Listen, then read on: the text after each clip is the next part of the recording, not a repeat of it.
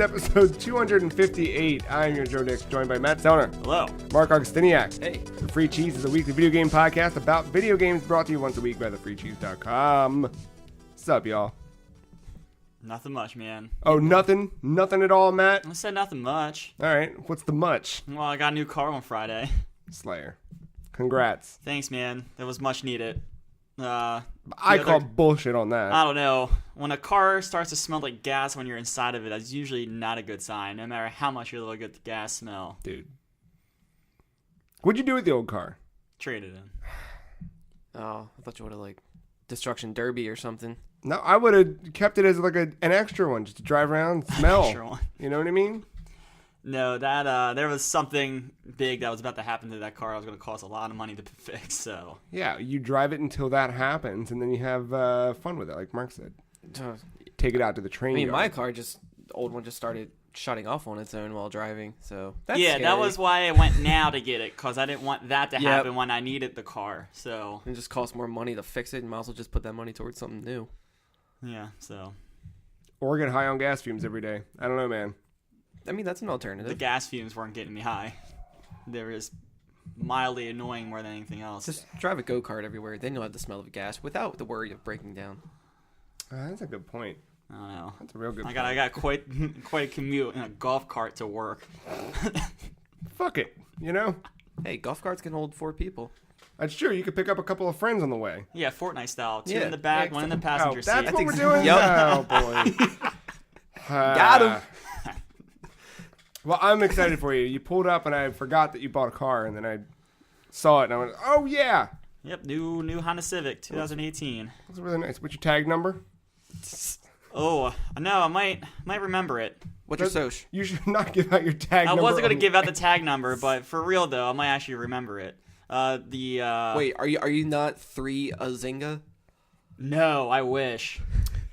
Yeah. The dealership just gave me a plate. I wasn't going to say no. All right, well, it's time for you to go to the DMV. I will. Excuse me, sir or No, madam. back to the social, though. It's 666-66-420-6. Yep. Perfect. No 9 in there? Mm-mm. Wow. Mm-mm. Wow. You know, it can't be that lucky, you know? It's got a cap of how many digits you can put on there. Right. Well, you don't go and pick your numbers like it's the lottery when it comes to a social security number. I mean, you could replace one of those 6s with a 9. Just edit it, flip it around. Pretty sure that's illegal. Or I won't be able to get access to money down And somewhere you down the line. care that it's illegal? I'm just saying, I'm trying to get some funds later down in my life. Yeah, that's true. I get that. Mark? Joe? What's up? Hey. Hey. Have a good week? Yeah, it was all right. Yeah? Pretty good. Yeah. Yesterday this weekend was interesting, rather. You talking about what we did? Yeah. We saw a lot. That just shows it's okay to leave the house sometimes. And I'm learning that with Pokemon Go. Yeah. But we did have a day about us.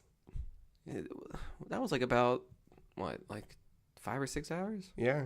Something like that? Door to door. Something like that. We saw, I guess the highlight of the day. Like if you were gonna play everything back, quick clips. Yeah. The one that you would lead with, or maybe build up to, was definitely our man in yellow. That was okay. So we're mid conversation in the Taco Bell, and this is the Taco Bell right next to a hotel, not a motel, hotel. Not a Holiday Inn. Yeah. Not the Towson East. Not that. So we're hanging out, middle of conversation, and Mark just goes, I need you to turn around right now. So I'm assuming you guys are sitting at a table. Yeah, Yeah, so we're sitting, we're eating. We're sitting by a window. That's Okay. like right next to the entrance. My back's to the window. Mark can see out of the window. Got it. All right. Yeah. And then as he's talking, there's just a dude standing there. He looked like if you shaved Dr. Robotnik Okay. and then put him in a dumb yellow shirt. It was like a polo. Like he was just, but it was like a chartreuse yellow polo. It wasn't like a traditional. Yeah. Maybe my mind's remembering it brighter than it was, but It was pretty bright. it was bright as fuck. He looked like a surveyor. And he had, construction worker. I think those are like transition glasses. Yep. So they look like sunglasses in the day. And But at night, because But like it was his body shape, he's on a hill. He's on the incline or the Okay. decline. so it's rather. pushing his shoulders up to make him look really like. And he's just standing there like Michael Myers, because between him and the entrance is the drive-through road, where the exit part. So he's making sure like the car is gonna go through. But that was just enough time. I was like, Joe, you just need to stop. It was just a perfect Turn moment. around. But I was afraid that if I blinked, he would not be there, and we'd never see him again until it was too late. kind of like a Slender Man thing. It was. And then he walked in, and as soon as he walked in, No Doubts Don't Speak starts. And we just kept playing out. We just scenes like- of this man's life. Yeah, we created the movie trailer. That was a song for it. Coming this fall, Don't Speak. What a character. Brought to you by that fucking guy. We also played Halo though. That was cool. We did play. We got to play Halo. Went to the Dave and Buster's. Like a new arcade game there. It was like a 4-person dual screen, but they shared like as one. Okay. So your crosshairs on the left side could go all the way to the other player's screen. Alright. Because you're just 4 Spartans, and yeah, you just have like this turret gun the whole time. And you just On rail, I'm assuming. Yeah. yeah. You just pull the trigger, throw the grenades occasionally. It was. I don't know. It was fun. Yeah, it wasn't bad. It's mindless. You don't have to think about it. Yeah. Yeah. It's what you would expect, but it's cool seeing like in the Halo universe. The really dope thing that I forgot, I remember reading about or hearing about, but forgot about it until we were sitting there. You can sign in on the Halo website, generate a QR code, and scan your phone on the thing, and it tracks your progress on Halo.com. Oh. But you know, Halo.gg. Yeah. So like his character went from the default name to his actual like. you saw my Gamertag. gamer Yeah. tag up on the thing. Oh shit. Didn't earn any achievements, which I was a little upset about. Oh, maybe just weren't good enough. No, there aren't any. But like we beat it. Yeah. Oh. It was like 6 missions. 6 missions. I think because what sucks is the reload button is the skip button, and when you're sitting there watching a cutscene, you're kind of like You just want to tap you buttons. just want to tap and play. You're so used to like playing with shit. You and I both done it. I think We just both did once. it. Then we were there for the majority of it, but then like the other 2 seats were just a rotating Yeah. cycle of Yeah. whatever. And kids, they're just beating on it, and you're like, I have no idea what this fucking story is. I did it. don't know. I did it on like the very last one, and I didn't know if it was going to be an important scene. I was like, "Oh, oops!" It was the final climax. But from what I gathered from what we played, it's a prequel to Halo It looks like it took place during the first or one. during. Yeah, Because like a lot of the levels look familiar, and Master Chief's armor is definitely yeah. Halo 1 armor. And And they- he comes in every here and there showing off. It was you had to protect the Pillar of Autumn from a scorpion attack. Yeah, because mission 1 is you escaping it Right. or So that- whatever. yeah. Because it's exploding. You have the snow level. There's was there a desert level in Halo 1? I don't remember. I don't think there is. Yeah. I don't know. I don't know. It was like some of it felt familiar. No, one of the levels felt like a Halo 3 level. You know that map that has it's just a bridge, and then on the sides you can launch yourself across. Wasn't that also Oh, you're talking Halo about 1? multiplayer, right? Yeah, multiplayer Halo. Yeah. Sorry. That level that looked like we were in that when we first started. That was like level 3 or 4. So Huh. yeah, I don't know what they're doing. Like you can go under the bridge and stuff too. Right? Yeah, I know. Yeah, because that's where the sniper rifle is. Mm-hmm. Yep. Oh wait, I think I know the map you're talking It's about. just a gray ass bridge. It's all. Oh, it I is. was It's a thinking gray the brown bridge, one. and each side of the bridge you just go. They got the thingies, the blue. Yeah, Yeah. I know what you're talking Not about. to be confused with that Destiny 2 map. Yeah. Where there's the town and Almost then the weird center. Yeah. Mm-hmm. Couldn't do Luigi's Mansion though. God, that fucking kid wouldn't leave. You didn't. We did the miss same thing anything. with Halo. Yeah, But, I know. but there's 4 seats with that. Well, 3 because Yeah. 1 was broken. It was fixed by the time we left. Oh, was it? Yeah. Oh, Got well. back into it. I broke a game. Which one did you break? I broke Mario Kart. Right. How the fuck did you break Mario Kart? All you No gotta do idea. is hit It the wasn't. pedal. It wasn't out of anger. I think it was just you and I. Not because I think the 4 machines could go against each other. Yeah. Yeah, but we were. Yeah, it only was just the us two two. of us. And like, I think you were in second. And I came in first. I don't Right? know. I don't remember. Because I think because we were neck and neck the whole time. Because we were just behind each other. Because the narrator would let you know that player 1 or player 2 is behind you. Oh Yeah, yeah, yeah, yeah. Yeah. and you can take a picture of yourself and so you see yourself on the screen. And as soon as it finished, because I was learning how to do the double dash thing, there's like a button on the side of the steering wheel where as you're turning, it builds up this gauge. And I don't know if you have to just let go for it to boost to happen or you have to hit it again. Something happened with me steering, and as soon as it finished, it was like, please call an attendant. The steering volume is broken or something. And it was like the wheels felt a little looser than before. I thought you had to hit the brake. I thought you had to pump the brake. Maybe. To do it. What I learned when I play yesterday racing is that- games, I don't believe in the brake pedal. Agreed. I learned Well, that no, not in that game, but to get the boost. Mark, when he reads "please call an attendant," what that means to Mark is take a picture of it, send it in a group chat, and then walk away from the machine. Yeah. He let someone know at least. Yeah, let us know. I was on a boat. I mean, there's people Very walking drunk. by. They'll see a screen, you know. They'll get it. Yeah. Played that Injustice game. You were right. It's not good. Holy crap. That's Yeah. like Not good, dude. you don't need any skill to that. You just mashed a No. I mashed the button and then that was not You get fun. cool little cards though from it. But Yeah. to play that shitty machine again? Yeah, no No. thanks. It's just a phone game. A lot of it was It just is the phone enlarged phone games. Yeah. It at moments it looked like the phone Yeah. game too. We didn't It- play yeah. it, but bowling is one of my favorite things there. I didn't see bowling. It was That's like the actual like physical machine thing, right? Yeah. It was a virtual thing. I mean, it has a lane, and you have a plastic ball, and then it's just kind of like Wii bowling in a sense. But that's pretty cool. I don't know if you all saw that little baseball machine. You put in it. It's like it like rolls you like a pin, and you have to like pull back the bat, and you have to hit it, and like different. Like the back of the wall is like slotted for like different things, and every time a like a little pinball thing comes down, I don't. Well, it's very small. It's like towards not towards. I'm gonna say they kind of rearranged since you've been there. They've Oh, added have they? some stuff. Like They there's took out now that baseball machine. I'm out. No Yeah. more. I don't know. I there's spent very now a many Tomb money. Raider rail shooter where it's two giant big screen TVs and you have 4 pistols.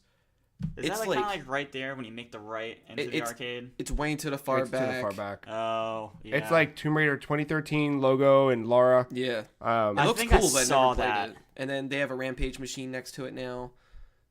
Don't get excited if you hear Rampage, listener. It's like Rampage, New Dwayne Johnson Rampage. Not, but they like took it still plays like old Rampage. plays like the but old one, but with the new loosely. character models and Is The it's Rock one of the okay. character models? So like should with be, that it's game, not. like the way you destroy buildings, I think you just keep jumping into the scene behind you instead of Yeah. moving forward. it sucks. Yeah. I didn't play it, but it No, looked like it's. it sucked. I mean, it's a phone game. Yeah. I was impressed with, maybe not impressed, but surprised at how many games there were that I didn't, like even Mario Kart and Luigi's Mansion alone are like, what? Why? Yeah, because Luigi's Mansion, that's Capcom, Yeah, like Capcom and then makes Mario that. Kart is Namco. And then they did the Sega Olympics, the Mario Yeah, and Sonic that's the fun. Olympics is I like developed by that. Sega. That Tomb Raider game, I was like, what the fuck? There's a lot of, I was surprised at like how many franchises are still kept alive or Yeah, it's weird how like, I guess in a way, arcades have evolved, which I'm happy about, but also but there's nothing old there whatsoever. It's just like Right, like but we- besides like Guitar Hero 3, Yeah. that might played be the that. oldest thing there. We played Space Invaders, but it I was, was gonna say that's what I was saying. I was about to say that like there are old properties just in Yeah, new yeah. ways, like Yeah. the Pac-Man and Space Invaders, Right, but if you're- giant ass board. Yeah, and if you're looking for like old machines, well, no, Time Crisis was there But as well. that's like Time Crisis, what 4 or 5? Like it's Yeah, the it's new a- rendition yeah. of. But if you're that looking for like IP. classic retro arcade games, that's not the place to go. Yeah, no. But No. it's still cool that exists. oh, I didn't even look. Did Plus, they you have- can drink. But we didn't do that because we did the drinking beforehand. Yeah. In the parking lot. No. Brown bagging it up, I get it. Dude, I you get should it. have. That would have been I just had like a blue grocery bag, and I just had to keep wrapping it. It's also my puke bag. Nah. what's, after a while, what's the difference? Yeah. But Yeah, Pokemon Go was fun. The one thing we didn't talk about. Yeah. Should we jump into that now? Yeah. Yeah, Pokemon Go. Still going. It sure is. Still kicking. I don't know, man. I'm falling off the last like 3 days. I don't know, it's just because I haven't been near a Pokestop in 3 days. It's that. Okay. Yeah. Because once you're near it again, you're in. Yeah. Was there like, was there something going on like on your guys' end of the game? Did something happen? Oh, on Monday. Why did you do this? No, I'll remember this. Don't worry, I was gonna bring it up later, but he's gonna segue into it. So casually playing Pokemon Go to fill the Pokedex, maybe going to a gym or so. Not a problem. The line crosses when we go out in the rain, stand in the rain, the pouring down rain too, not just the mist, and try to beat a raid that was literally impossible with the group of people that we had, who also just kind of played casually. It was the worst 15 minutes. To be fair, There's no defending this. it was a pivot. We had to pivot. We were heading Out to the rain anyway. to a Marowak raid, and we were under the impression that we would be able to reach it via a sky bridge. That's exposed to the rain. Either way, you run through real quick, you're at the Marowak, not a big deal. Part 2, sky bridge is closed. I was fully prepared, as I told Mark, break that door open. But it was like chained shut. I was ready to break some glass. Like, I'm ready to get this, you know? Especially for your sake, you were hungry. But it was chained shut, so we had to pivot. So we pivoted right to a Registeel raid that was within walking distance, but we couldn't necessarily reach the gym lest we walk in the rain. Yeah, That was bad. That was bad. But in that moment, when Matt was like, fuck this, I'm never playing this game again, still, on the walk to the car, he fucking slapped the Diners, Drive-Ins, and Dives sign on his fucking watch. So, we're there. Yeah. All right, that was the low end of Pokemon Go this week, for sure. Yeah. But on the high end, it was a good week. I added a whole bunch to my Pokedex. Yeah. We went, I think we talked about it last week, but we went out for a happy hour just to go play last week. Mm-hmm. I did that again. You and I did that again Tuesday this week, which I don't go places. It's got me going out and about. Yesterday, Mark and I went out. Not only did we wander around for probably a good hour-ish. About 2. Hey, how'd your I think, phone right? last through this? Have you guys Mine that was long? trash. So I brought my crappy little external battery. Okay, got it. And I didn't have the wire with me. And then when we got back to my car, it was I was letting Joe use the battery, and then when I just got back to my car, I was just using the car to charge my phone. I'll be better prepped next time though. Yeah, before we went out, I cleaned the house. So I had it open on my watch and kind of kept opening it on my phone to whatever, because I was getting those steps in, you know what I mean, while I was running back and forth.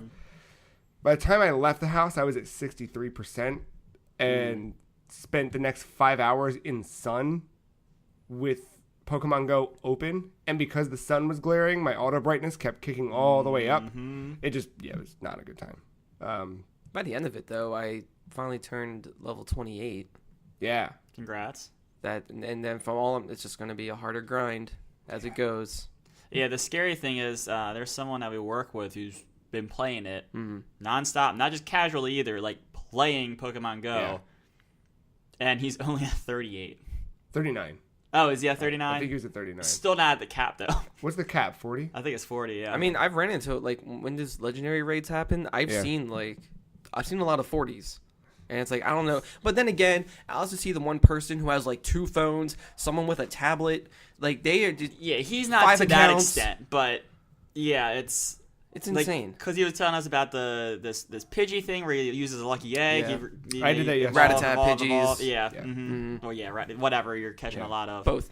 Yeah. You can do that now with Whismers and a couple others. Yeah. Man, I'm tired of seeing Whismer. Me too, man. Let's get Gen 4 up in here. I don't know what Gen 3 or 2 is yet. I'm barely. I just know Registeel by Registeel Girl. That's the only thing that made us stick the entire time. You'll know the difference because the Gen 2 are almost like Gen 1 and the Gen 3 suck. All right. Does that make sense? Sure. Yeah, cool. So Nose Pass is Gen 3. Bingo. But Got it. See? All right, I'm on board now. But Mudkip. That was a Mudkip. There are always I've exceptions seen to the that. rule, Yeah. but yeah. Yeah, You know, I will say that I did download that Pokegenie and the Dexter thing, just so I kind of know what I'm getting myself into. Dexter is my shit. That dude has been making that app for years now. Yeah. Dude's a vigilante. He's been murdering people for the good of society. Well, different Dexter. Oh, shit. I know. Sorry. I meant the Showtime app I downloaded. I did when I was trying to read. Doesn't he download also have a Dexter. lab? Yeah. Oh, fuck. That was when he was a kid. Things got weird when he moved to Florida. No, I've enjoyed like walking around again. Like it was a tough week this week because it rained every fucking minute of the day. Yeah. So I couldn't like walk to the store. But prior to it raining, or in those moments where it wasn't raining, I was like, I'm gonna walk to the oh, it's raining. Okay. I was totally that dick the other day. I was in like just back neighborhood roads when it was raining and just going like under the speed limit just so I can hatch those eggs. There's no traffic around. Like if there's traffic, I'm going to drive normal. You know, I'm going to put the phone down. But if I'm going at like less than 5 miles per hour, I'm like, or sometimes like I'll just keep like parking on the side, but I still get in those steps just to how slow I'm going. So like I was careful about it. I have a cruise control again that I trust. So My dude. Yeah. No, there's a gym on my drive home, so I have like stopped. It's part of my drive home now, and it happens to be like right near the liquor store I stop at anyway. So if I'm stopping there, bonus. But even if I'm not, I'm still pulling into that parking lot. I park for a minute, swipe the sign, and I hit either the raid or the gym that's it's just yeah. Like, so I have the Pokemon Go Plus thing. And I just have it set to where if I'm near a stop, I just hit the button. And I feel like that is a good feature. That's a good thing to have. And it would make more sense with like, I get they're like, hey, you shouldn't play while driving. And I'm all for that. Like, I agree you should not play while driving, even though I just said what I just did. But that was like a once in a blue moon thing. Yeah. I guess I shouldn't try to defend myself. But the thing with that is like when I'm driving, like it's not distracting to keep my eyes on the road, hand on the wheel, and just press the button. You know what I mean? It's the same as if I have both hands on the wheel, and still driving forward, just go like that, right? It's just a second to hit that. Sure. But that you'll still get notified no matter how fast you're going that you're going by a stop. But it doesn't work if you're above like 25 or 20. Yeah. So you have to kind of like drift in a way, right? But I figured Ghost, was it Ghost driving? Yeah, Ghost Ride. Yeah, Ghost riding. Yeah. Nice. Man, I sounded very white there for that brief second. Yeah, that speed is the acceptable Pokemon Go speed. I have some ideas from a new car. No, but I'm just thinking like you're thinking. But I feel like if you have that on your wrist or something, you should be able to just still get that. Yeah, because you're not. No matter the speed. I agree. I mean, if it's like under, I guess maybe like 60 or 50 or something, I feel like that you should still be able to get them just by doing that. Yeah, I agree. Other than that, no. Like, sorry, you're done. Yeah. Oh, and if you're physically swiping it on the thing, but yeah, it should know the difference. Especially if it says if you're claiming that you're a passenger and you actually are a passenger. Yeah. I feel like because you're not in control of the car, I feel like you should still be able to get those stops. Yeah, I know that. Fuck that. I hate that. Even if it's like 30 miles. It's like, well, I'm just, 5 miles out of that range. Well, shit.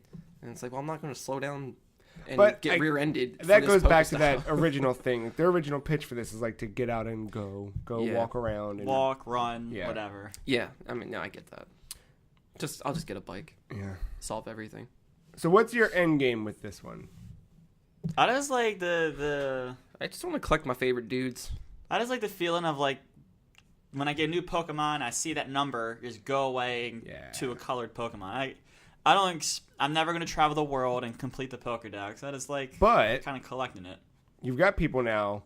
Yeah, who have and are currently, but yeah, like it's not one of those things where, I'm going to... Because I haven't sent a gift out to those people, even you guys, in the last 3 days because I have 8 left and I haven't been near a Pokestop since Friday. If you go to a restaurant that has a Pokestop, just take your time there. Every 5 minutes. Yep. So it's like that sign. So I messed up a little bit in Camden Yards. I'm in a weird spot where like I can't consistently hit the Pokestop. I have to kind of rely on the GPS messing up a bit before I can hit it. And then where me and my dad were hanging out on Friday when we went to the Orioles game, and it just poured on us the entire time. I didn't have a Pokestop nearby, so it was a waste. Dang. But I was hitting the door in our like pre-game food and drink. Yeah, I think my end game is to get my favorite dudes, make that team, and then once I'm maxed out, I'm just going to be all about just fighting gyms. I like the fighting gym thing. I just don't have a power. Like I have okay Pokemon, but I don't have anything that's going to stick there for a while. Yeah, because like you can't put legendaries in a gym. You can use them to take down a gym. Some of us don't have legendaries at the table, so It's true. I have some reserved if you want them. If you want to reserve them, I mean. I got to make a big decision this coming week because I got an EX pass for the raid. It's the Mewtwo raid, but it happens like right in the middle of the workday. I don't like how that's scheduled. It's literally like it says you can go to this location from 11:30 to 12 or something, or maybe 11:30 to 1. But you probably need like everyone else who has that pass. I assume though that like the people who work at that place are going to also be there. Let me see. 11:30 to 12:15. That's it. Wait, like the people that work for the game? No. That work like right where this pass is, right? Like right where at this gym. I assume that they'll all want to be there. I don't know. I feel like the EX raid pass is something where people will at least show up for it. So I'm not worried about that so much as I am like. I'm sure there's something where there's like a group on like Facebook or something that might be like, hey, I have this pass too. We should meet up or whatever. Yeah. Anyway, I don't know what else to say about Pokemon Go, but it's fun to play. Not in the rain. No, not in the rain. Don't do it in the rain. No, I mean Don't do it to yourself. that's happened to me in Virginia for the Zapdos thing. Yeah, but like you were there, you were already in the theme park. Like you were kind of already there. Stuck in it. This was theme park, but this was like the historical town, so it was just mud. And I didn't have an umbrella, didn't have a poncho. Then eventually bought one, but I was like already soaked. But you were trying to make the most out of like your trip. Like I think that's different. Yeah, no, that's true. We had the choice of leaving to eat or going out in the rain, and I was drugged into the. And it was worse that you didn't get anything for it. If we could have caught that Marowak, it would have been worth it. Still wouldn't have triggered. Well, hopefully there's better times in the future for you. I'm sure there will, but that rain, that never again. Oh, I'm pissed too. I'll leave it at this, but I'm on the 6 out of 8 steps of the mythical discovery to get Mew. The thing I need is to evolve a Magikarp, and I'm fucked.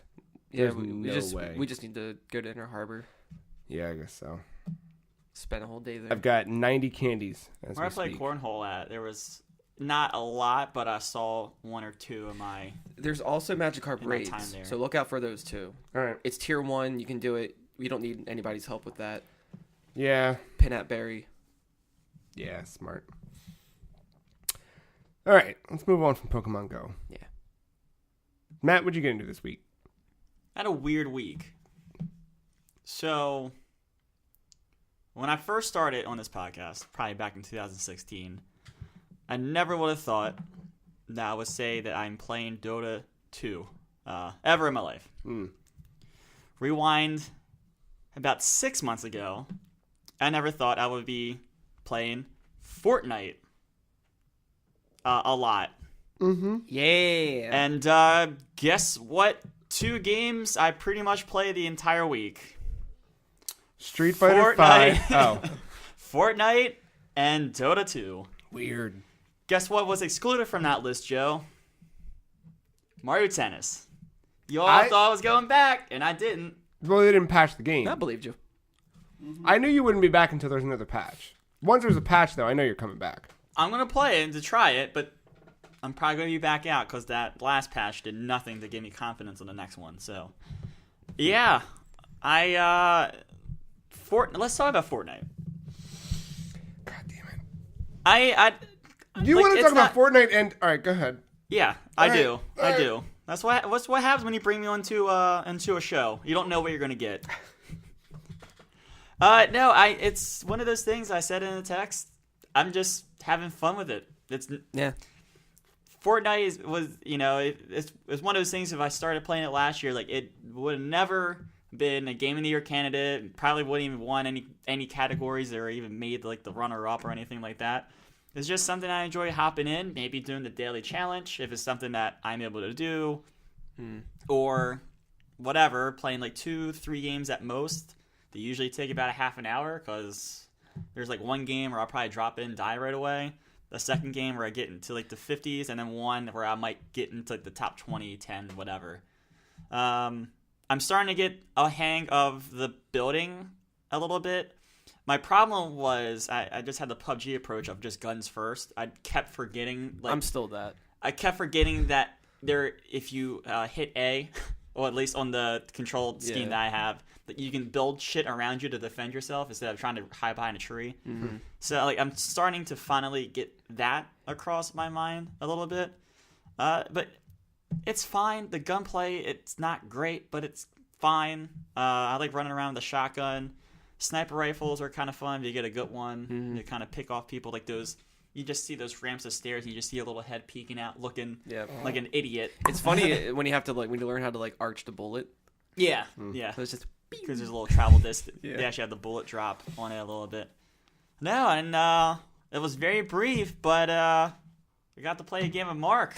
Oh, you did? So that wasn't the best experience. Yeah, I know you're saying you were playing handheld. So I was over at my friend's house, and he was playing on Xbox, and I was playing handheld with my Switch. And this is post-birthday weekend, so I don't have my Pro Controller because I think I left it at the hotel. So I took off the Joy-Cons and put it on the grip. Oh yeah. And that was kind of okay, but still didn't feel the same. I was like, this sucks. This is not good. And then we didn't last long in the match, and that's not typical. It was just a lot going on. That was bad, and I was like, this is not a good first-hand experience playing with us. So I think there needs to be a better night. No, I mean, by no means am I good at the game either. So it wasn't because my friend was talking to me because we weren't doing voice chat. And he was like, "Hey, does Matt need health or shields or he would look at it and he would try to drop off stuff and try to signal you with taunts or something. So he would just do a dab or something at the thing because you hear the music that plays with these taunts. Mm-hmm. So you might hear in the distance hey, you go pick that up or just toss it at him. Yeah, I kind of get that. Cause there's not much of it in Dota, but there's a little bit of that in Dota. I kind of got it but. It's one of those things where I'm very bad at the inventory management still. I don't have my mind programmed to what buttons map with what. And when I see X to hit drop, I end up hitting Y because I'm still mixed up on that. Yeah. It took a bit for me because up and down on the D-pad, down is the inventory, up is the taunts, and I kept messing that up. If you just see me taunt out in the middle of the field, it's not me trying to be an asshole. That's me trying to get into my backpack and me hitting the wrong buttons. It's the best though if you killed somebody and they're spectating you. That's when you taunt. Oh yeah, I kind of figured that out. I don't have any good taunts though. I have been looking for the floss dance to pop up in the. Just every day around 8:00 it changes. Yeah, when I remember. You're playing on Switch. Why not on PC? Because I'm not prepared for that challenge yet. I tried. It just feels weird with keyboard and mouse for some reason. I mean, also my computer doesn't run it that smoothly to where it could feel good probably. But there's a weird. I don't know. Mario Tennis is the only game that made me think competitive when it came to something on Switch. I when it's on Switch, I just kind of remember that it's more casual for me. It's a weird thing of me not dropping in, dying in the first 10 seconds, and me being well, fuck this game because I'm, whatever. I think PC, I would have a different mindset about it a little bit. And that's why I really haven't been playing PUBG that much, is just because I still haven't gotten the chicken dinner. Now every time I don't get it, it just gets more and more frustrating for me. And now I don't know, I haven't played a new map yet. Don't know what that looks like. So that's another learning curve I have to kind of get into. So, but I enjoy it. Like I said, it's probably something I only played total of 2 hours, but I probably played it just about every night this week at some point. Yeah. Very high replay value. It's just so simple. It's you don't have to think about it. Just going into another one. Yeah. Then I mixed, unlike what I did with PUBG. I'm assuming that everyone on Switch probably doesn't use chat, or if they do, it's 1-2 people in a match. Yeah. So I had no problem dropping into squads and just kind of, you signal someone, like you get next to him, drop a shield potion and whatever. Like I usually use the Xbox app on my computer because I use my monitor for both things. I'll go to my switch to the PC mode, Xbox app, switch back to the HDMI for Switch, and then I'm just playing, and then I just have a headset on with like one ear and speakers up on the other. It's very not a good setup. But if we're playing with other people, we just switch to Discord. Yeah, Discord's easy enough nowadays. And the other thing I played a shit ton of Dota 2. You get your fantasy team set up? Not yet, but I got time. I'm not too concerned. I'm waiting for the advanced stats. Like, someone might break a finger between now and then. It's like football, Oh, they might break a finger? I don't know. They might mash Q too hard with their pinky or something. So what's going on in the world of Dota? I've been just playing a lot of it because I've been reinvigorated to play Turbo now that Dota Plus kind of feeds into Turbo mode now. So it's nice to see my characters kind of leveling up, getting experience, earning some shards. It's nice that I'm able to finally earn like the weekly, like win 3 games to get 1,000 shards. It's nice to be able to kind of bank those again. And then that Cavern and Crawl thing, it's opened my eyes to some characters that I never thought either A, I'd be good with, or 2, that I would even like consider trying. And I sent you all some pre-reading material before the podcast yesterday when I was super drunk. It was a wiki article on all the base stats and how to use Storm Spirit. I think that's the name. I can't remember it now. The Spirit Storm and Storm Spirit. Yeah, one of the course. two. That dude is dope. So he's ranked as a very hard character to use, and it's because his ultimate feeds a lot on your mana pool, and if you don't manage your mana pool right or don't get the right items to rejuvenate the mana pool, you're kind of fucked. So there's a lot of management you have to do there, but he's like a electric guy, and his ultimate, there's no cooldown on this either, so you can kind of keep mashing it until you run out of mana, is a quick zip thing. And there's it does some minor damage when you hit people in the zip thing, but it's great for going in, initiating a fight, and then immediately backing out. Is this Leroy Jenkins? Kind of, yeah. So you can go in, hit him. Like, he also has a stun where he pulls you into a static field. You get slowed down though, so you kind of can't really navigate out of it until the stun is done in a way. But he also leaves these statues, these they're like electric statues almost, and they're almost like mines, where if you kind of approach that character or approach the statue, once you get close enough, it kind of proctors like a AoE attack in a way that as you get later in game, it starts to deal some massive damage. So it's a strategy of going in, stunning them, hitting them with the statue or whatever that thing is, and then kind of getting out. But there's also a passive ability that he has where every time you hit him with one of your abilities, whether it's the statue, the stun, or if you do inflict enough damage with that little zip thing, you get this supercharged regular right click attack, and once you hit a person, it does a small little AoE effect hitting others. So I've been playing a lot of him the past. Well, I played a lot of him, not last night, the previous night, so Friday, and I played a little bit more with him this morning. And as kind of one of those characters, I kind of want to get to know my pool of characters. Who do you normally play as in comparison? So really all summer long, I've been working on that Cavern thing. So I really have been mixing it up between every once in a while, go back to Razor. And I was very excited when I got Sniper back in the Cavern Crawl, so I hopped right into him, and it took a couple games to get the win, but it felt good playing as him again.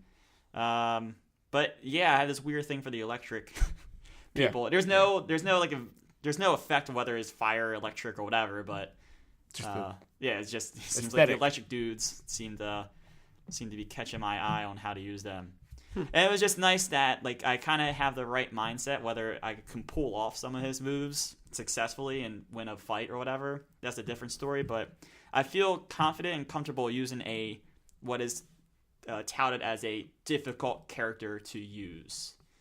Supposedly easy, medium. He's one of the hard ones, so No, it always makes you feel better. Yeah, once again, I'm never, I'm by no means a pro yet, or getting close to becoming a pro at this table, but it just, I know from day one of me kind of like, what the fuck, right click, and then, all right, so Q, you want to mash Q, to now where I'm like, all right, so go in, hit them with a stun, make sure you don't misclick when you do the stun, because it's going to cancel out your stun and just do a right click attack, hit them with the statue, get out. Meanwhile, you're kind of gauging your mana pool a bit, remembering you have the items to use.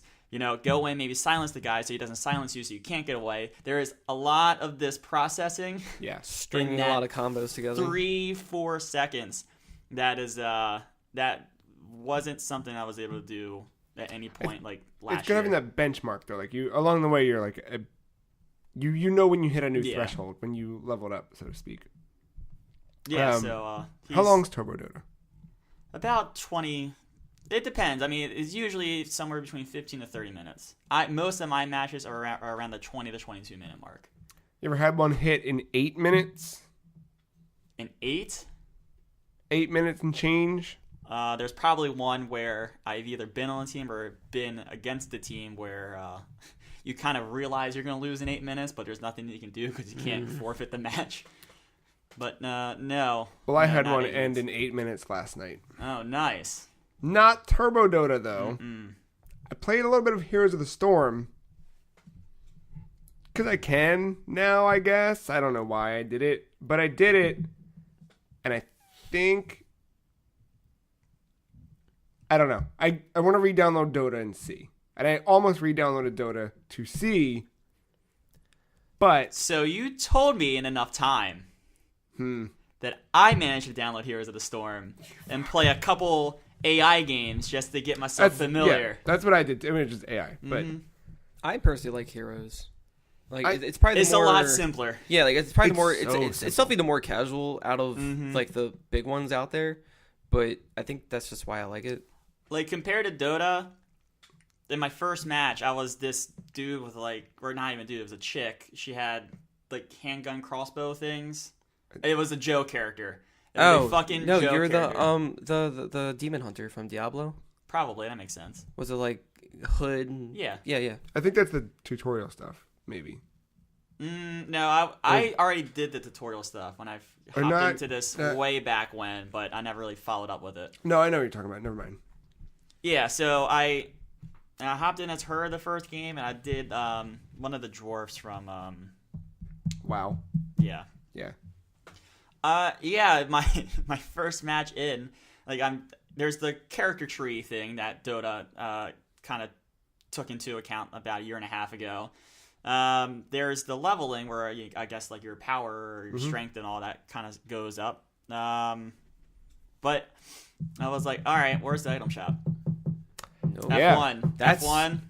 To be honest, that's what I'm happy it doesn't have. I'm like, weird. F1's not popping up a menu. Hold on. Let me go to options. Let me go off into the corner. Let me go in options. I'm like, oh, fuck. There's no item shop. This is a lot simpler than... Yeah. It was one of the... So, I did the Dota tutorials, whenever that was. Whenever you got into it, I tried it and then no. You're missing out. Well, this, when I jumped into it, it said, are you a new player or a veteran player? And I was like, I'm a veteran player. So I jumped into the veteran player thing, and at the start, it was like, so here's the thing about Heroes of the Storm. There's no need, everyone levels at the same pace, and there's no need to buy any items from a shop. And it kind of intentionally made a dig. And I was like, all right, now I kind of know what I'm going in with. And But the choices you have when it comes to leveling up still matter. Yeah, for sure. Yeah, because you're definitely branching. Yeah, because I would use a website to what's recommended, what should I do, and it's depends on how you want to make your build your character. For me, I played 3 or 4 games maybe, and it was all players versus AI, just how I set it up. Yeah. Whenever I would choose the abilities, it was always based on what I knew my weaknesses were. So I was like, what's going to help me? Because I know I like to rush in and I don't back off as quickly, right? In comparison to your dude. So when there was an option to do more base damage with attacks, I was like, yep, I'm going to choose that over everything else because I know I'm going to rush in and be too heavy-handed with it, so I might as well get the most out of it. But yeah, it definitely reminded me why those games can be fun. I don't know. We'll see. It felt good hopping into there and having that base knowledge, because I was going through, that's the thing about HOTS that I don't like, is the free hero rotates or whatever. Yeah. And then not all the heroes are unlocked from the start. And so you're kind of, you might find one that week that you might want to keep or you felt really good with. And then the next week, in a way, it's kind of like Cavern Crawl, I guess. But yeah. That's exactly the thing about Cavern Crawl is if I find that hero, I can always just keep using them. And they're just random loot box. That's how you unlock the... No, I think it's something like Quake, where like you get the cosmetics for all these characters, but you actually have to use in-game currency or a paid currency to get them. Okay. Yeah. It's the same with League of Legends. They rotate free champions, and then if you want them, then you have to pay for them. All right. No, but still, it was just nice having that base knowledge, just knowing, like, I see a character, I'm like, oh, I kind of play someone like that in Dota. All right, let me play as them. I kind of felt good playing with them. The only thing, and maybe it's just because I'm so used to Dota, I like the item shop in Dota. That's the thing. Like, when you pick a character in HOTS, like, yeah, your paths branch, right? But you're limited in that scope of what you can do. When you do it in Dota, I mean, think of like a field of vision, right? HOTS is more like maybe like a 60% like field of vision of what you can do with that character. With the item shop, compared to how you build your abilities up, and then the actual like ability tree, like the stat tree or whatever, you have like a 180-degree scope of what you can do with that character. Like, it's probably not recommended, but someone like that Storm Spirit character, that's supposed to be a high damage character that is meant to kind of initiate fights and do a couple things to help win, if not actually win a one-on-one fight. If I wanted to, I guess I could build him as a support character where I kind of make him a healer and someone that just disables the other team's abilities and whatnot. I did not feel that kind of pressure or like choice, I would say, and kind of like how I can tweak my character. There's not that level of depth too. Because the thing with the Spirit Storm guy or the Storm Spirit guy that I'm playing, like I actually faced a hard counter to him. It was a hero called Silencer, and his main thing is to silence your abilities. And so I was like, oh shit, like if I go in and initiate the fight, he's just going to silence me and just fucking wreck me because I have a low health pool. So the counter to that is an item called BKB. And what it is like magic resistance for a duration of time. It starts at 10 seconds, and then it goes 9, 8, 7. I think the cap is 6 every time you use it. So you go in, but as you're going in, you can launch that item so you can't silence you. But then he might use an item, and then, there's just other things where like, maybe if I launch that and I have this item that silences him for 5 seconds, I can do my damage, get out while that item's still in use, and whatever. I feel like with HOTS, you don't have as much choice in kind of countering your counter in a way. Nah. Yeah. No, that's true. It's two different beasts at that point. But because with Dota, you definitely have a chance to fight back at whatever is trying to, own you. I feel like with this, this might be a good gateway drug to get into Dota, where knowing Dota, you could probably run into HOTS and then wreck shit. And like in a way, like, I only played AI stuff, but yeah. I feel a level of confidence, because the item shop is probably still the one thing that I need to learn. Like, I know things, but I don't know enough about it. And that's where Dota Plus has really been helping me, is those types of guides and stuff. But yeah, I can just tell that like if I got good at Dota and all the items and know how to properly build a character, I don't know if HOTS will have that same level of feeling or accomplishment or whatever in a way. When you build a good character. Well, let me ask you this. In Dota, when you're like taking a lane or whatever, is it usually just you and one other person, or like just you? Like is it ever really a full team in a lane? There's a nice melody to the game, right? So you start off with your laning phase, and it's usually 2 on the outsides and a mid down the middle, like 1 mid down the middle. The idea is you want your person that's going to be maybe not great at the beginning, but the dude is going to wreck shit later on. You kind of want him in the mid, so that way he gets experience, because you share the experience pool when you're with other people. So you kind of want to get him kind of buffed and kind of get him kind of to come online in a way. But like as the match goes along, like depending on how the lanes shake out, like you might have someone that's doing okay in the other lane come support the lane that's dying a little bit, and then depending on how that shakes out, you might start getting your team battles. And you start really getting to the team battles when there's the first opportunity to take Roche, which is the big monster in the middle that gets you a lot of gold and XP and stuff like that. And it's called the Ages of Immortal. That's the thing that keeps you alive or revives you as soon as you die. That's the item that you get from Roche as well. So there's a certain melody to the match, but you initially start at laning, and then it turns into team fights for the most part later on. Yeah, because that's what I was noticing with HOTS, where it's like, but a lot sooner, because the way they have their levels, games are fast. Yeah, because games are very fast. Because the way their levels are set up, like they have like missions that are themed to the respective game. Yeah. And that plays a lot into the team battling too. So there's not a lot of like everyone going off on their own initially. And I think I feel like that's Blizzard's way of trying to like replace items is by relying more on your teammates from the beginning instead of having that item customization. Yeah, and there's that like the map I played a couple of times. It's kind of similar to like Overwatch or something. Yeah.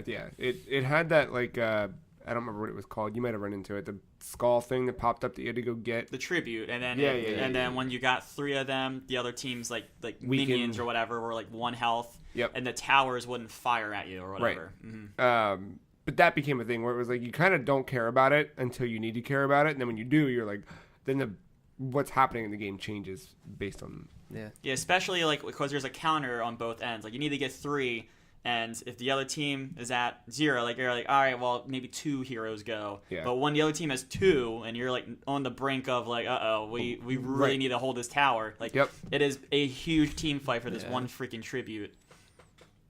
Yeah, I want to play more. It's teaching you like the nice thing about Heroes of the Storm. It is directly teaching you, like you said to yourself, the gateway drug. It is everything you're learning in HOTS. There is a tweak maybe, like those tributes, they're more like the bounty runes that pop up every 5 minutes on the map to get the whole team gold. Yeah. It's kind of like that idea.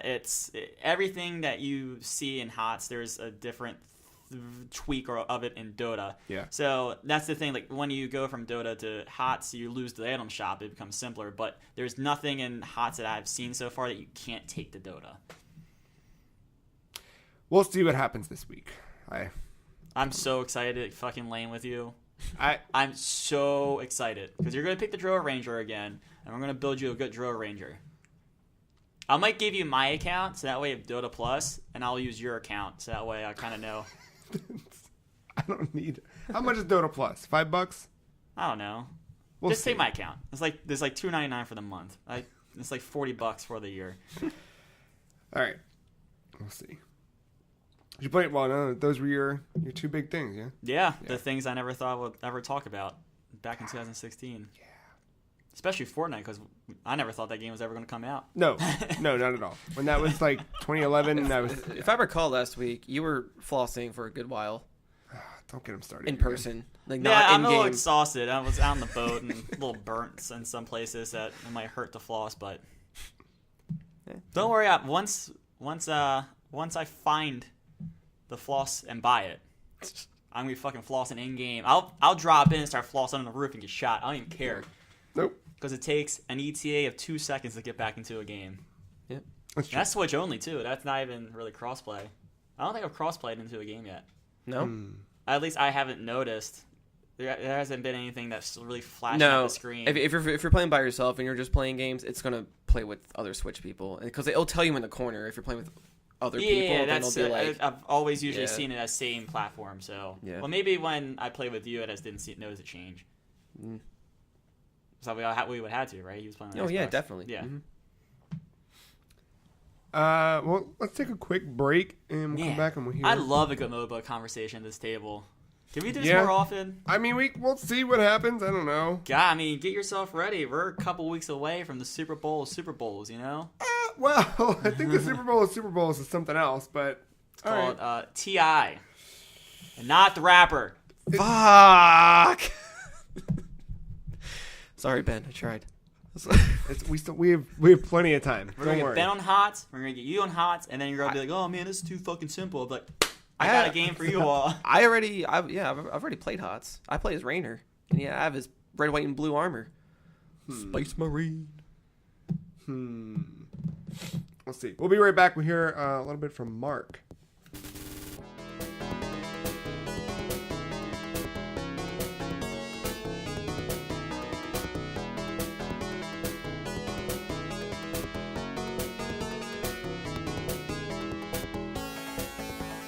Mark, what video games you been playing? Don't speak. No. No doubt. Yeah. Still in the realm of the Switch. Yeah. Yeah, that Fortnite, dude. I get it, man. Yeah, so that was riding golf carts and shit. Don't shake your head. It's not. Get in, man. We did the Fortnite segment. It's on to a new. So I've only been playing 2 games as well, and it's Fortnite and Dota 2. God damn it. Yes. No. God, fucking that episode of the year. Fucking dabbing and flossing over here. So there was this. I found another free-to-play game on Switch, and I thought when I talked about it before, I think like off air, I didn't know there was more to the title. All right. I thought it was just called Breakers. It is not called that. It is called Dawn of the Breakers. And it just scribbled a TM into the wall now, boys. All right. Well, I didn't hear of it, so I kind of had a feeling. So I kind of just want to read off what Nintendo has advertised. Sure. And I'll just add info based off of that. Oh my god. So it says, transform into a hero and feel the thrills of combat as you engage fearsome foes. Yes, because this is a 3D action game. You pick a character, like they're all pre-made. They each have their own role of how they play and all that. You have like your quick dude with a sword. You have your heavy hitter with like a spear. You have like a brawler. You have like a healer type. You have all these weird things, and you have like different levels of skill to play as them.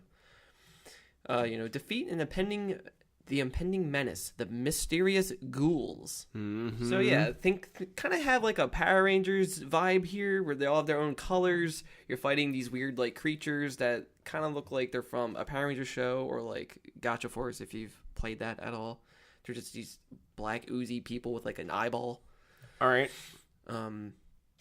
Discover the fate that awaits a young man affected with amnesia.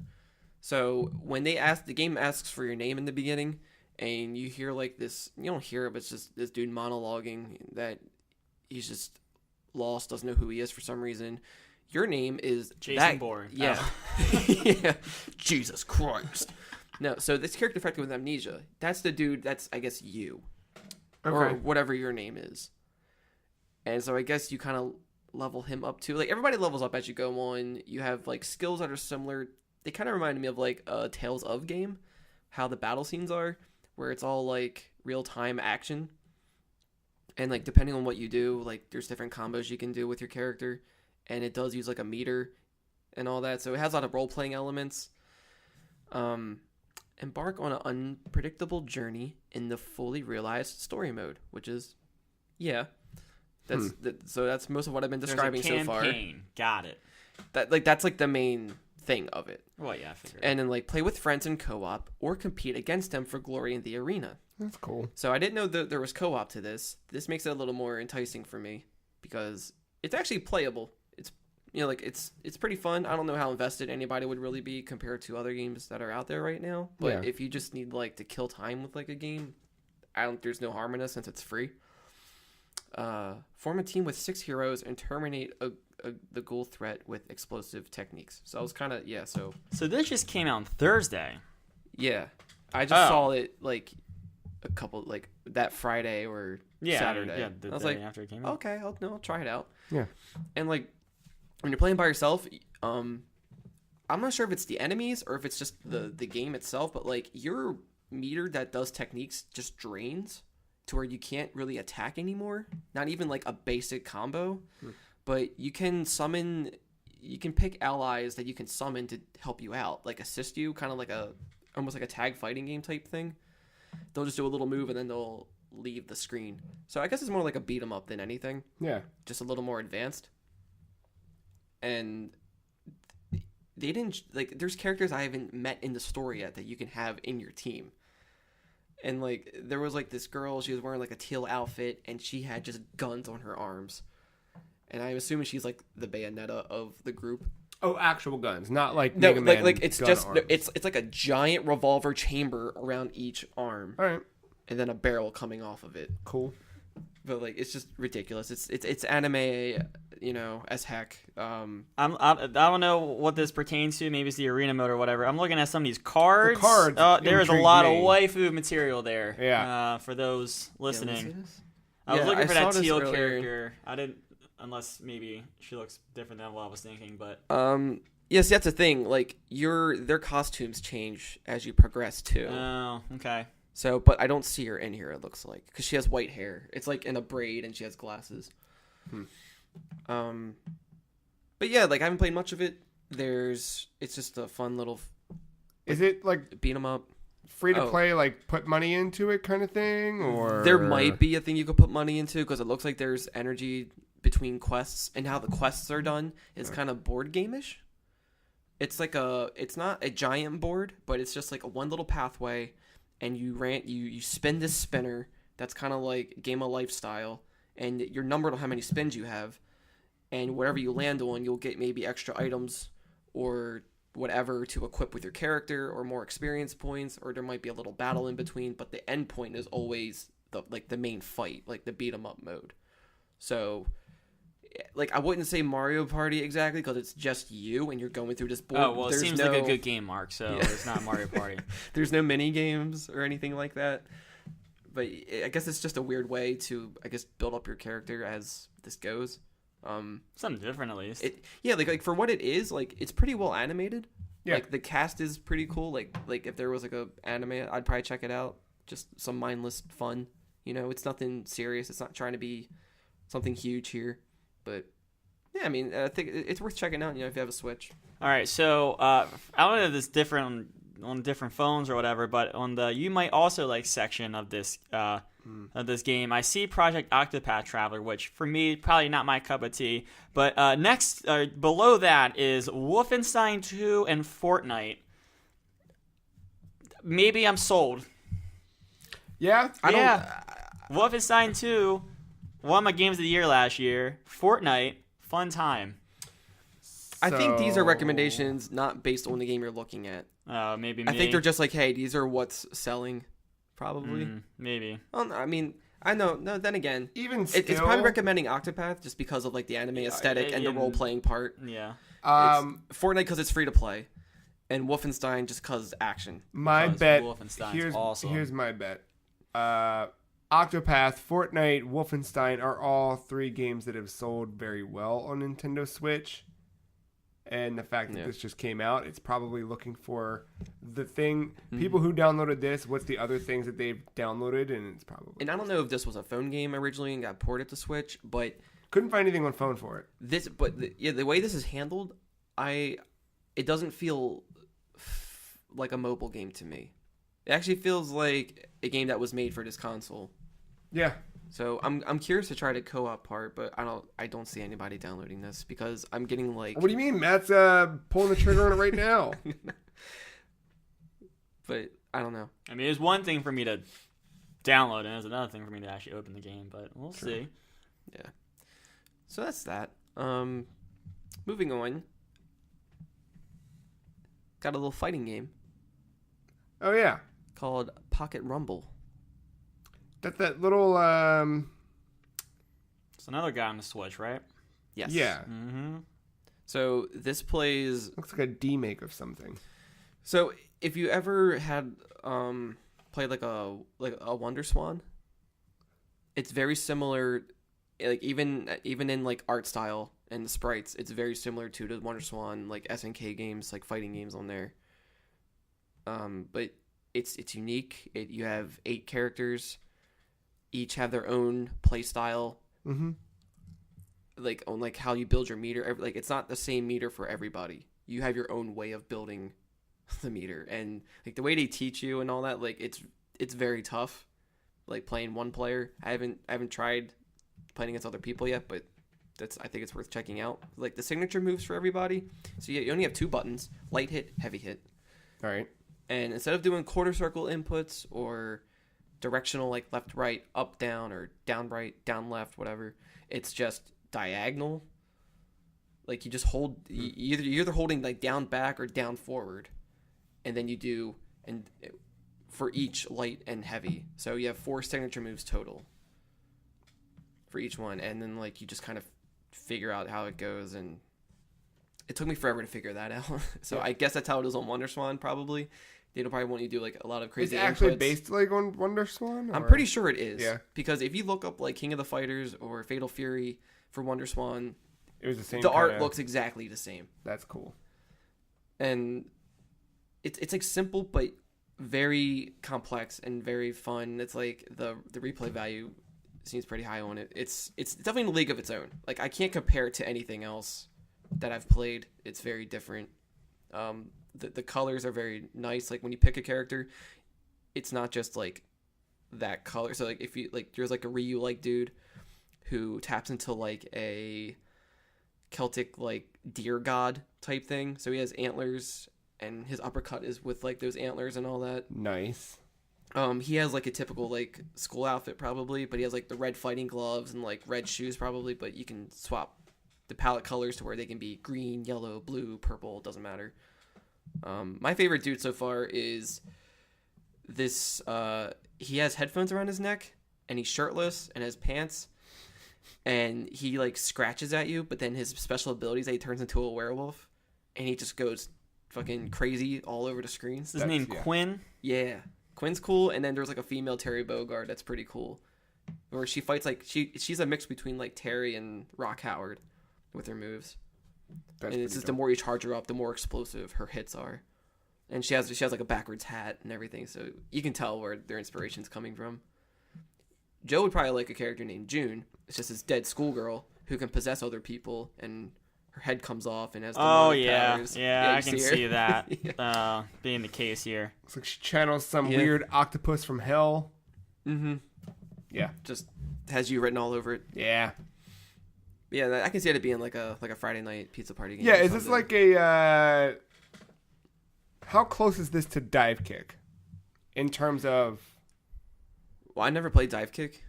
I know what Dive Kick is. I know its concept. Yeah. Where it's like isn't it like a one hit and you're done? It is. So I know it won't be the one hit, but like that like... You look at it and you're like, oh, that's it. It's just that it's just that simple, but it's really actually complicated. I would say it's a little more in depth than Dive Kick. Well, that's my thing. Like Dive Kick, you look at it and you're like, jump and kick. That's it. Right, but then there's the mechanics of like moving around and timing it and getting all that in, and like it's still like a legit fighting game for sure. But I would say just based on the moves alone that are outside of just a Dive Kick, I would say it's already more a little complex, but it's not like Street Fighter V complex. So. And this is that developer's first game. Mm-hmm. And I think they're adding more characters to it. Like, that's really cool. Yeah. So that was really fun. I didn't get to play a lot of it, but that's something I really want to play more of. And then the rest on here is kind of sharing a theme. I'll start with the Mega Man Legacy Collection, but Mega Man X. Mega Man X, yeah. Yeah. Volumes 1 and 2. Yeah, they both dropped this week, right? Together, but... Yes. Yeah. And like, so if you bought it physically, you get a download code for this first one physically, download code, with the second one comes with it. I just bought them both online. They're $20 each, so $40 for 8 games. Pretty good. I think that's really good. You know, you get the art gallery from the start. You don't have to unlock anything. It's all there for you. Look at all the concept art for each game. You listen to the soundtracks for all the games. You can see all the like merchandise that they've sold over the years to promote it. You can watch old commercials. You can choose the aspect ratio, the filter. I turned all like the smoothing off. It's just original sprites, normal ratio. So I have the black bars on the side for most of the games. X7 and X8, however, because they're PS2 games, I think X8 got an HD upgrade. So, Like it just kind of bumps the visuals up. yeah, and like everything else is still the same to it. Like they didn't change much except for like, hey, here's the Switch button inputs instead of the PlayStation button inputs for everything. So that might be the only difference. Yeah. But other than that, it's still true to its original source. I've sampled a bit of all of them just to get like a feel for everything. Everything feels fantastic. Still feels just how I remembered. But I've mostly just been playing X4 because that's my favorite. And What are the what's the animal robots in X4?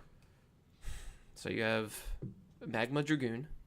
Of course. It's like a dragon, but humanoid. sense. But Yeah. he fights just like Akuma. He has the beads around his neck. He has a little symbol. Oh, cool. He has the same moves. There's Slash Beast, which is a lion humanoid. You have, I think it's Frost Walrus. Just a big ass muscular walrus with icicle fangs, or Randy tusks Jackson. rather. Yeah. Got it. The Storm Owl. He's just a little owl dude. Cyber Peacock. Cyber Peacock. That's a Mac character there. Yep. Cyber Peacock. There's I forget the names of the other ones. There's a Stingray. Jet Stingray, I think is his his name. name. Steve. No. Crikey. And there's like a mushroom dude. Oh yeah, old mushroom. Toad. Mario. Got it. Yeah. I think that's all of them. I don't know. There's not really a theme with them. They're just Yeah. things. And then there's like other characters that are a little more important. So why is it Mark's favorite then? Animated cutscenes? Yeah. I was a sucker for that. It's the first game where you can play as Zero the entire way through. There it is. Yep, I forgot. Zero's my favorite. Because in X3 you can play as Zero, but only when like either like X is hurt really bad and you have to switch to him. But then like once you do, it's very limited. You can't do a whole thing. Like I don't think you can do boss fights with Zero, or maybe you can. I don't know. Either way, not the full game with him. So from X4 and on, you can pretty much play as him all the way through. Besides X6 for story reasons, because he dead for a bit. Ooh. He comes back. Well, spoilers, I Yeah, guess. spoilers Yeah. for X6. But yeah, so it's harder, obviously, with Zero, because you have to be up close, and the different saber techniques that you have as to X, who is just ranged, and depending on the enemies, you He's get Mega different... Man, essentially. Yeah. Yeah. So projectiles, of course. But, you know, same Mega Man formula, fight the bosses, get to the harder boss, and before Wily, but in this case it's Sigma, Yeah. you know, you fight the rotation of the bosses again, and then, you know...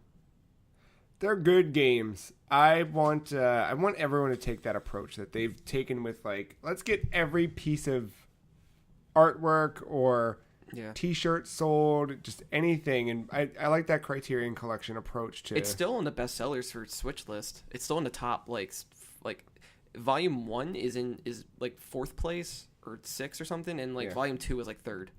the X. Yeah, for X, and I'm happy it's getting that because like I like classic Mega Man. I never got into that series a lot. It's not my favorite. I know they're good games, but I mean, I know it's on NES, and it's kind of unfair to say this, but I don't like its aesthetic. The aesthetic of it, the palettes are boring. I don't care for half the music. It's just, I just can't get into it. Yeah. And like the controls, they change over the time, so they do get better. But X to me is like fine tuned that. Yeah, it's like they've done this for a while, and this is what they graduated. And into. even some of the X games are a little wonky. Like X7's a little wonky. Maybe like X4 you're a little limited, and like X5 improves upon that in some ways because now you can crouch. You couldn't do that before. It took 5 games. Hey man, Shovel Knight, that's barely a crouch. So Well, because he's already short. Yeah. But that's true. But I don't know. It's just I just like the X series more. Yeah. I like those designs. I like that world. I hope this investing into this shows Capcom that hey, there's another Mega Man series you should probably Yeah, I mean, you should revive. The fact that Legacy Collection got 11 made, they could maybe do an X. What's the next X? 9? It would be X10, X10.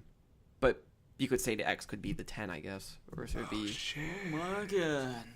because at the time Mega Man 9 was the right. No, Mega Man 9 was 360. Yeah. Then there was Mega Man 8. That was the last one before X came out. Yeah. And then you had Mega Man and Base. Sure. And then that one came out. So yeah, I don't know what they would title it, but I would want this focus to go into Mega Man Legends. Well, you gotta slow your roll. Legends, that was like the RPG one or whatever, right? That was Yeah, it's a 3D action game. 3D. I mean, it has RPG elements, but I'm just saying I just remember that generic. I'm surprised we got what we got out of Capcom. well, I mean, Capcom's not quite Konami, but well, no, they're not. They're not quite Konami, but like they're still this isn't that. the first time that X games have been on a disc, like as a collection. It's the first time where it's all 8 games.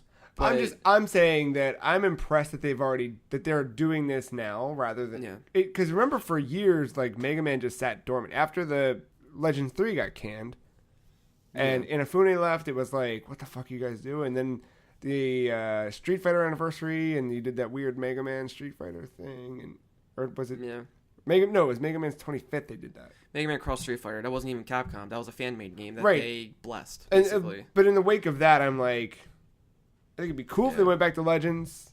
I just don't know if they will. I think this definitely opens up that door between getting a new Mega Man 11 game. Yeah, someone's having that conversation. At And then now, and like X getting his recognition now between Marvel vs. Capcom Infinite, and then him being in this Legacy Collection stuff. Yeah. I think that opens. I think, and then plus it selling extremely well. I'm sure they'll open up. They'll consider other titles. Yeah, some dude's talking about it with some other dude. Yeah, I mean, like they seem like they've been trying to like revive a lot of old stuff or reserve it. Like, wait a minute, was Vanquish published by Capcom? Sega. That was Sega. Yeah. Okay, because and then what else? So I guess Resident Evil. I was gonna say. I mean, you still got Resident Evil in their back pocket. Yeah, Devil May Cry. Devil May Cry came back out of nowhere. So yeah, that trailer looked impressive at least. Yeah. But yeah, They got some things. But I'm glad that came out because that's aside from Legends, that's like and the Zero series. That's the jam. Yeah. Look, we know they're desperate when they re-release Resident Evil 4 on Switch. Yeah. I mean, is it desperate or is it just like easy money? Yeah. I mean, I know people make fun of Skyrim, but let's take a step back for a second and think about all the Resident Evil 4 ports out there. Especially after they said that it would never leave GameCube. Well, it'll come back to Nintendo at least. It's true. Maybe end it there. Probably not, but maybe end it there. It'll keep going. And then one that's fairly similar, the follow-up from last week. I used that money. Yeah. And got 20XX. Nice. And I like it. So what is 20XX? 20XX is a indie spiritual successor to the Mega Man X games. All right. It is as close as possible as you can get. It's as close as Mighty Number 9 is to Mega Man. Okay. But not...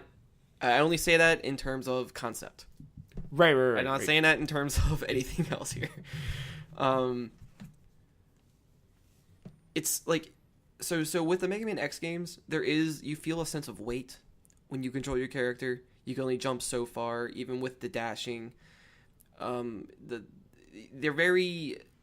The way those levels are designed in those games, they really want to challenge you every step of the way. And this game does that too, but because it's all procedurally generated, the platforming takes a forefront, and you just feel more light and faster, and it just feels good to jump around everywhere. Like, I kind of wish if they make another Mega Man X game, they kind of do something similar to what 20XX does. Because controlling a character feels great. Does it feel more like Zero? Or... No, it feels... Or neither? Neither. Yeah. Like, it just... Oh, you mean like the Mega Man Zero games? Or whatever. Or like just Zero controlling the character. I would say it feels more of like the PS1 Mega Man X games. Because like at that point, you have dash from the start, and so that can extend your leaps and all that. But it just takes that and just I feel like it tweaks it and fine tunes it a little more. Yeah. So platforming's really nice. You're zoomed out more so you can see more at a level. Because it's procedurally generated. so you have like a hub world, kind of like, I'm not sure what other games do this really, but it's like you just have a little hub world, and each door is like a different option. So you can either do a story mode. Next to it is a multiplayer mode, which is 2-player co-op, online as well. It reminds me of a Crypt of the Necrodancer. Like that they had that hub world where you kind of had to dance your way into yeah, like the stairs, and then like right. there's the options and everything, and you can upgrade your character permanently as you progress. Yeah. So it's like a roguelite It's feel to it. Yeah. And then of course you can choose between the two characters. You have Nina, who plays like Mega Man X, and just charge shots, and that can get customized. So you can pick up power-ups throughout the level, and it could kind of Contra-esque, where it's like you just open up a box and it might be there, and then once you get it, you can choose to equip it or not. And so I went from like a single shot to a spread shot, and then you charge it up, and it's still 3 shots just going in those directions.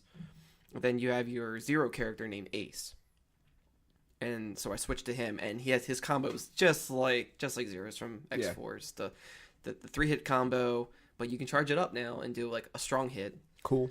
And I picked up the special ability of just shooting like an ice shard, and when it goes across the room, if it hits a wall, it spreads into smaller shards the other direction and ricochets, so it just hits everything from behind.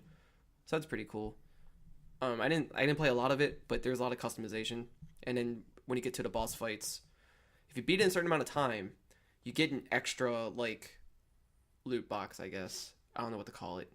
It's just an extra gift of like, here's some bonus stuff. Yeah. But whenever you defeat a boss, you have 3 items to choose from, and you can only pick one of them. It's either like upgrade part of your health permanently, your energy, or get a new weapon. Okay. And then you have 3 doors after that to fight another boss or like level.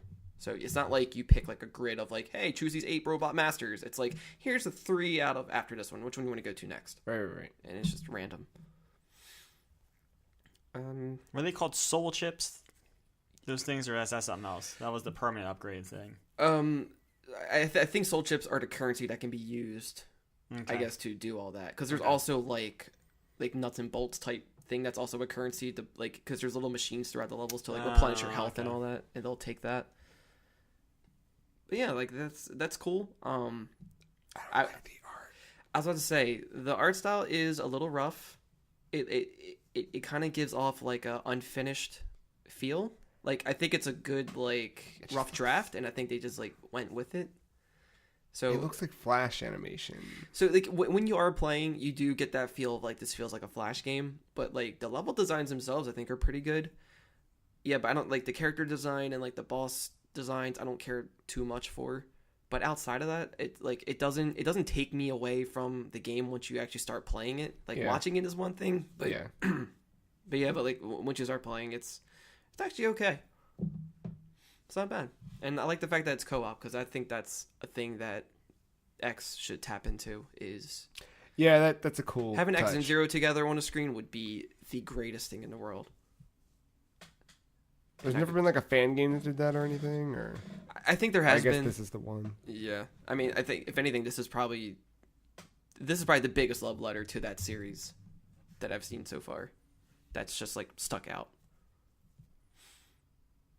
What is? That's what came up when I searched for 20XX. Okay. I don't know what that is. It's like a guitar pick that says "New Daddy" on it. New Daddy. It's a heart, isn't it? Yeah. Could still be a guitar pick, just carved into a heart. New Daddy with a bunch of fish on it. Okay. New Daddy Fish 20XX. That's the game. Man. So it's been a mega week, huh? Yeah. Yeah. Not bad. Took the pun out of my mouth. I'm sure there will be another one. I'm sure. Yeah. What about you? We'll find out after one more quick short break. Oh, snap. We'll be right back.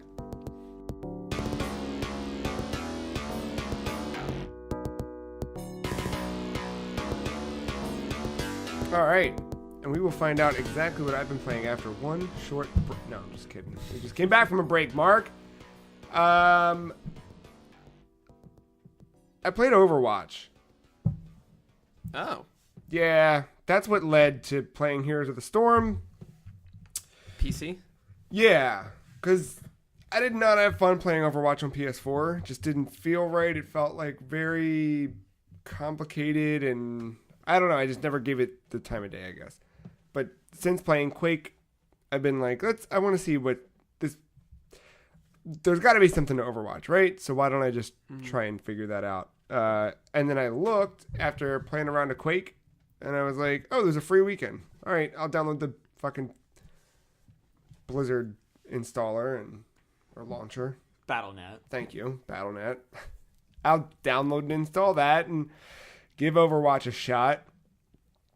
And I don't know, I played, I ranked it to level 5, so whatever that means to you. Okay. That's about 5 games. Sure. I don't know. It's fine. It's over. I get it. Maybe. Yeah. It's slow, and I'm bad at it, and I don't feel confident. That's me for the longest time with this game. Like, I'm just now getting a little more used to it and a little more, like, confident with the characters that I pick.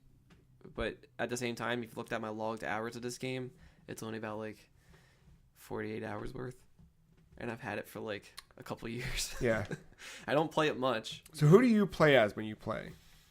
My main was to go to Junkrat initially. All right. Just grenade launching and Spamming mines. That fucking tire. Oh, God, I hate that fucking tire. Then I went to Orisa. Mm-hmm. It's like the centaur looking one with the turret. I mean, the gun arm. All right. Wait, who'd you say? Orisa? I don't know how to say your name. It's like a robot with like horns, green horns. It's like Why can't I remember this character? It's a tank class. I don't know, just a robot centaur. I don't know, or minotaur. I don't know, centaur. Yeah, centaur. Four-legged, but upper humanoid body. Oh, that was one of the new characters, wasn't it? More recent, yeah. All right, I think I know what you're talking about now. She's fine. Oh, I spelled it way wrong. It's like Orisa. Yep. Mm-hmm. Yeah. That one. I was thinking it started with an A. That's why I was thrown off. Yeah. Okay. Soldier 76 is okay. He's just he's your typical Call of Duty FPS dude. Yeah, but I like that he sprints. Yeah, that is nice. McCree does cowboys, ponchos. It's high noon. I don't know if you heard that in your time. I've heard it plenty. And you probably died immediately afterwards. Yeah. I haven't played as the newest character yet. Wrecking Ball or Hammond, the hamster. The hamster man. Yeah. I haven't played since he came out. Yeah, but lately my main has been Farah. That's the blue girl, the one who flies and has that missile launching thing, right? Mm-hmm. Yeah. Yep. Yeah. She is only playable, by the way, on PC. And I say that knowing full well I can play as her on PS4. However, you can't control her in the air, so she is only playable in... What do you mean you can't control in the air? She is very tough to control once you kind of get her airborne in... Yeah. I mean, because once you're, like, do the typical, like... boost, not the like super boost, but like the just the hold and jump or whatever, and you just like hold it in as you're like slowly like going downward, then you do that boost and that should fill up again. There is a lot of effort in controlling that character on a controller. Yeah, there is. But I don't know, shooting missiles is cool. I like missile launchers. Yeah. But I have her one outfit though where it's like a white Anubis looking thing. It's just really cool looking. Oh, there's all kinds of outfits now. I'm not. Yeah. You could describe anything. I might have never seen it. What about you, Matt? Who do you go to? I'm usually a support class, so I don't play much Mercy anymore. But when the game first launched, I played a lot of Mercy. Zenyatta is one of my go-tos. We're looking for a tank. I'm usually Roadhog. Roadhog's pretty good. I like him too. I started messing around with Zarya a bit. I never got good with her, but I was starting to kind of feel the mechanics and timing and stuff with that. That was something the last time I played I was working towards. I don't play a lot of defense. I tried a Widowmaker. I'm not good at it. See, like they changed it now to where it's just that's right. Yeah, it's just damage, tank, and support. I forgot about that. Yeah. So yeah, I try to play Widowmaker, not good. I'm usually McCree. I don't know, man. I played as Sombra a lot. A little bit of Widowmaker. Sombra's tough. Yeah, She's fun. I like the she's hacking. an opportunist.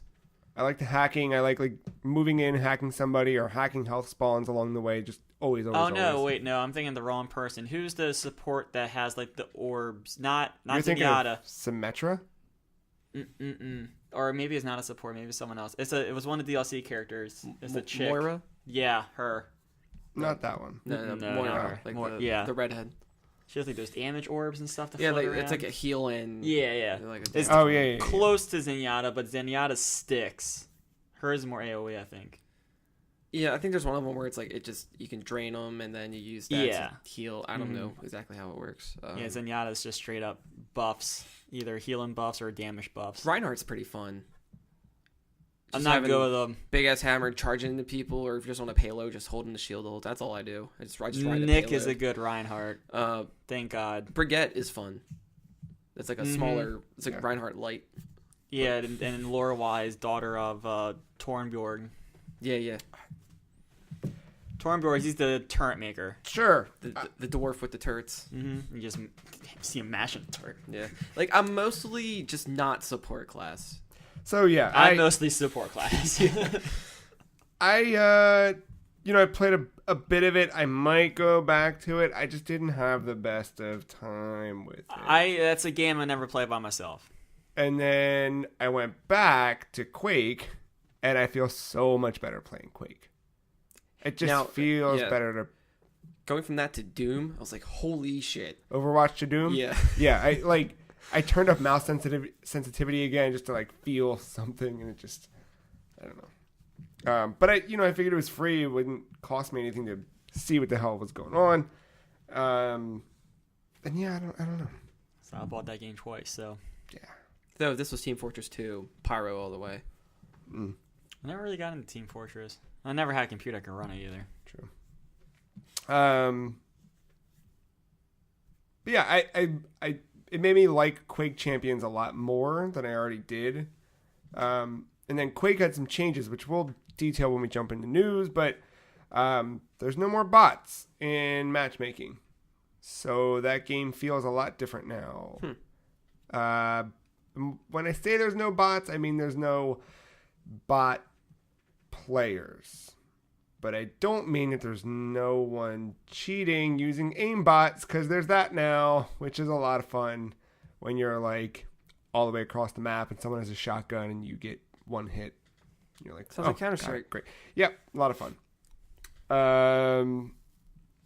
But it feels cool not playing with bots and like seeing the chat run up with like people having fun. It's a neat experience playing Quake Champions. Yeah, there was a we'll go into that, but yeah, updates to the game. Seems like more updates coming and more game modes down the line, and that's good. Yeah, continued support. Yeah, I mean technically it's not out yet, right? It's still early access, so it's not feature complete yet. But yeah, watch it get be official in QuakeCon. I assume that's a high possibility. But the majority of the week was spent in Pokemon Ultra Sun, which continues to be a pretty damn good video game. Wait a minute. Damn it, Ultra Moon. Okay. Sorry. Continue. I don't know why. Anyway. I'll tell you why I'm confused. It's because in the game, Ultra Moon, you're 12 hours ahead. Or it's 12 hours off. So, like, I was excited because it was like 10 p.m. and I was evolving my Eevee. But in Ultra Moon, the clock is set forward, so I got an Espeon, not an Umbreon. Yeah. Huh. Yeah, it's weird. Sun is concurrent with what your local time zone is, and Moon is... So you can play more in the nighttime during the day? Yeah. It's a neat touch. But anyway, there's aliens in the game. And there's a whole lot of weird shit going on in that game that I didn't expect. I guess technically there's been aliens for a bit, because if you count the Oxus. Yeah, but this is like, people are talking about it. People are like, hey, we're an organization that looks at wormholes opening up in the sky. Is this that convention? Yeah. Tom DeLonge's there, and he's here to talk about Blink-182. No, it's weird. Like, the characters in the game, like, there's a lot of shit happen. You know, in Pokemon where it's basically Scooby-Doo, where at the end of it, someone pulls off the mask and it was Mr. Jenkins the whole time. Like, there's a couple of those things happening now where there's all this shit, and all the characters are kind of referring to one another as like, oh yeah, you might be there's that masked guy, and it's because there's a wrestler who wears a mask, and then it's probably also the guy who's been creeping around with you the whole time, and there's also a girl who's been creeping around with him, and there's another blonde that looks very similar to that blonde. Like, there can only be so many blondes in this game. Yeah. I don't know. But yeah, So the story's picking up. Story's picking up. I'm curious to see where it goes. Team Skull are still just a bunch of fucking... No. Like, I think we made fun of it years ago when this game first debuted, but I finally met the team leader of Team Skull, Guzmo. And he literally like fucking stomps onto the scene. Doesn't know how magnets work. Has no idea. Does like the like really like over exaggerated poses, and he's just like, yeah, gang signs everywhere. It's your boy Guzmo. So this is the total opposite of the way that Metal Gear Solid 5 went with I think his name was Skullface. The main antagonist in the first half of that game. I'll say yes. Okay. Not knowing that, but knowing that Metal Gear Solid 5 probably was not a fucking cartoon character. I don't know. I've seen someone take their job more seriously at Chuck E. Cheese. Like, this is just... this dude... Yeah. But a lot of good stuff in this game. So I think I spoke last week about how there's no gyms, there's just trials. Mm-hmm. Well, the trials are a little different. So there's trials, and then there's grand trials. Oh. The grand trials are more close to what you would expect out of a gym leader battle, but it's almost more like the Elite Four because there's only 4 of them, from what I understand. Where the trials, there's far more of them, and they're those things where they're like little puzzle solving things. Okay. So, like the one I did most recently was an electricity trial, where I had to press a button a certain number of times to get Pokemon to line up together to complete the chain and send power from one end of a thing to another to then call out the totem Pokemon to fight. So it's like some of it's cute stuff like that, and some of it's dumb stuff like hunting for Rattatas in a cave. Oh, you mean the Sky Zubats? I mean the Sky Rattatas. Yeah. Land Zubats. Land Zubats.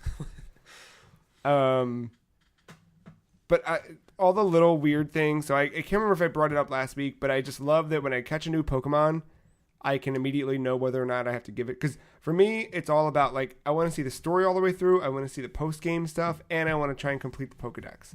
So catching a new Pokemon that I've never seen before and then immediately seeing he has 2 evolutions, I'm like, all right, I want to keep him in my party. I want to level him up. I want to get those other evolutions and see what it costs. When I catch one that has no evolutions and it shows you right on the screen, I'm like, cool, great, dump him.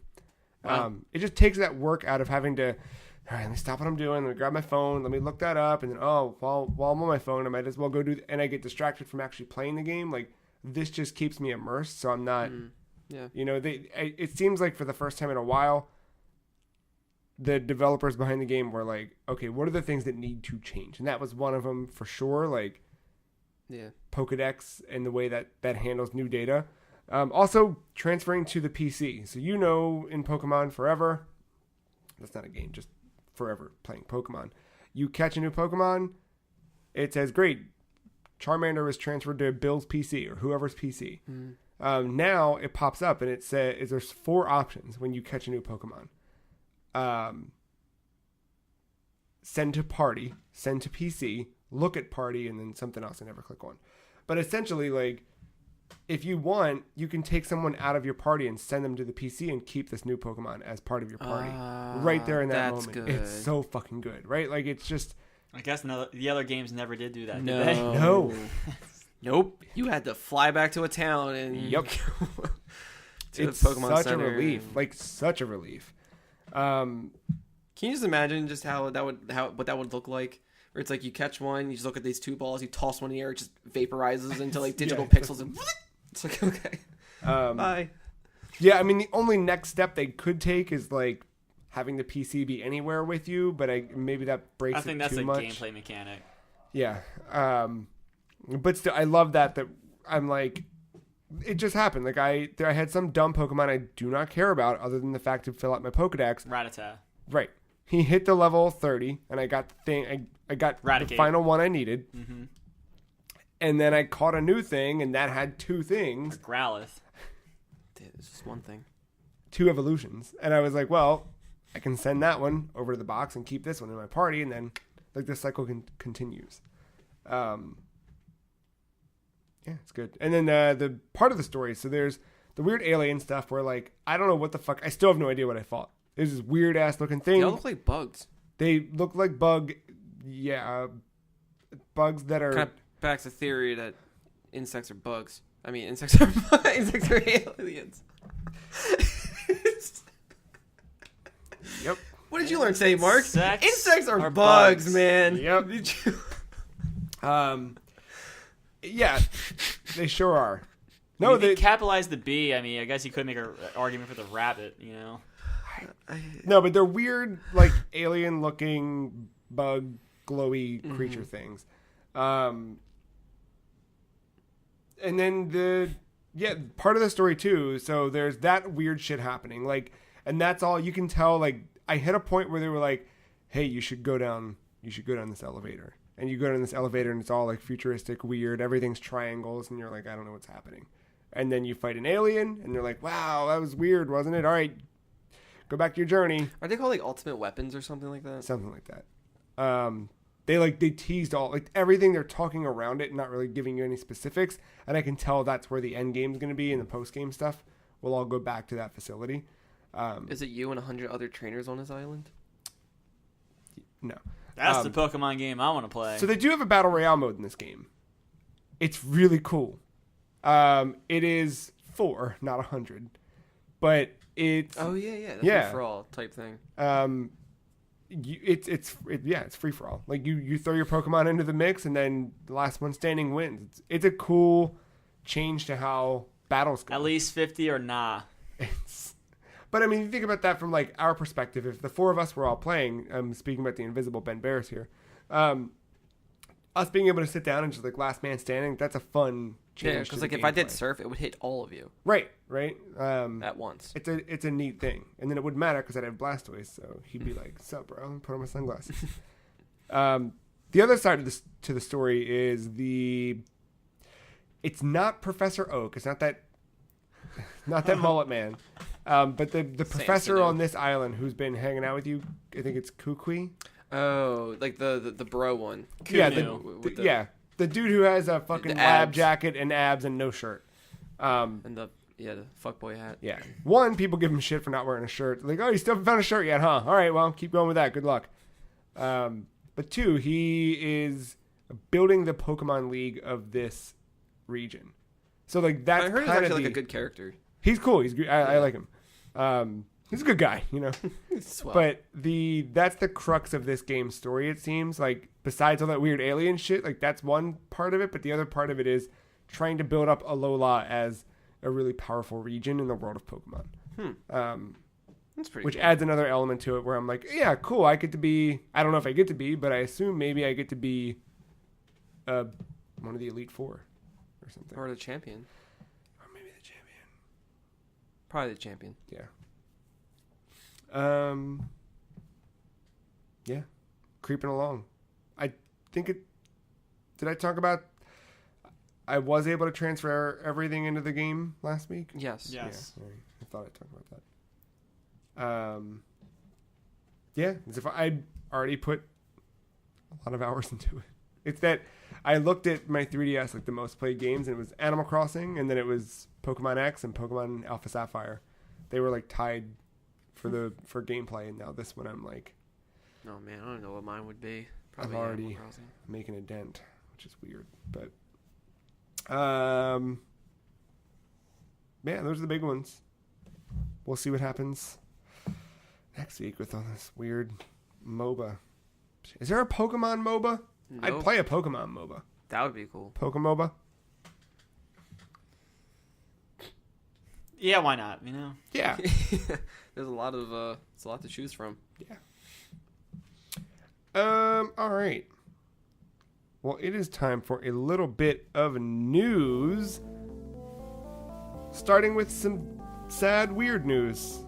Layoffs at developer of Onrush, that new racing game that came out. Onrush. What is the How recent did that come out? June? It was like E3. Oh, you mean like the game announced, not... No, it's out. No, the game's out. Yeah. It's Oh. out. I've seen a couple trailers. It looked cool. Is that the one... And every time I go to buy it, I always remember there's $60 price tag attached to it. Was that the one that was at Ubisoft's presentation? Where it had like the land, air, and sea vehicles? No, that was the That was the Crew crew. 2, which is that's a game. Yeah, that's another one. But I think that's part of the problem, right? Like, you had the crew, you have other things, and then Onrush didn't really make that big of a...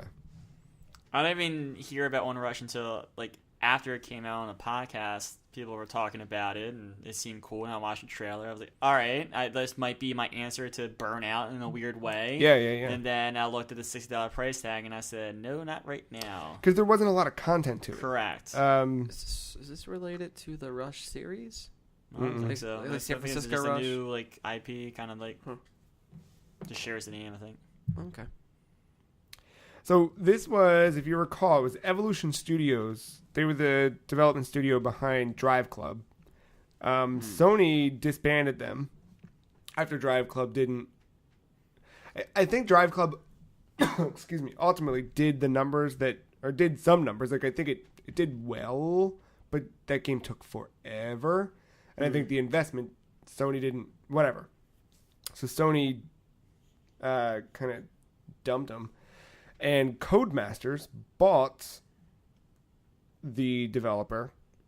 So the director of Drive Club and Onrush, Paul Rachinsky, he was kind of the face behind both of those games, was one of the first people to be let go, as well as a couple other like higher end people. People who work at the studio, speaking to Eurogamer, said that the studio has been decapitated. Essentially, senior staff and lead creatives fired or required to re-interview for other positions. Some junior staff also affected.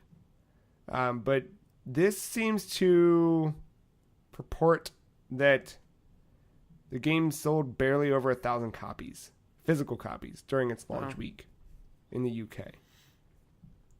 I think worldwide it might have done more than 1,000, but physical copies in the UK.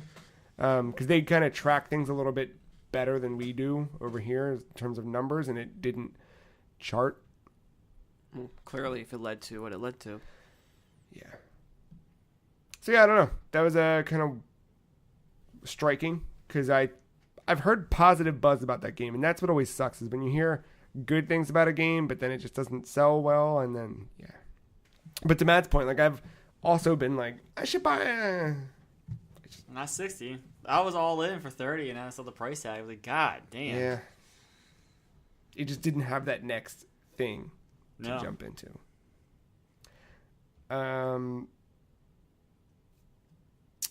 2K Games. They're a publisher, Matt. Yes. Make a lot of 2K sports titles. They sure do. Do you remember how many titles they had at E3 this year? Correct. 0. Holding up a big fat 0 over here. Yeah. But Until now. well, Oh my God! Did they re-announce Bioshock Vita? that would be something. The president of 2K Games, David Ismailer, talked about what the publisher wants to do to grow and how to evaluate, how it evaluates its development partners. The big ones I got out of this were sort of a reinvestment in the WWE. That was one of the big takeaways. They got to do something with that series. Yeah, making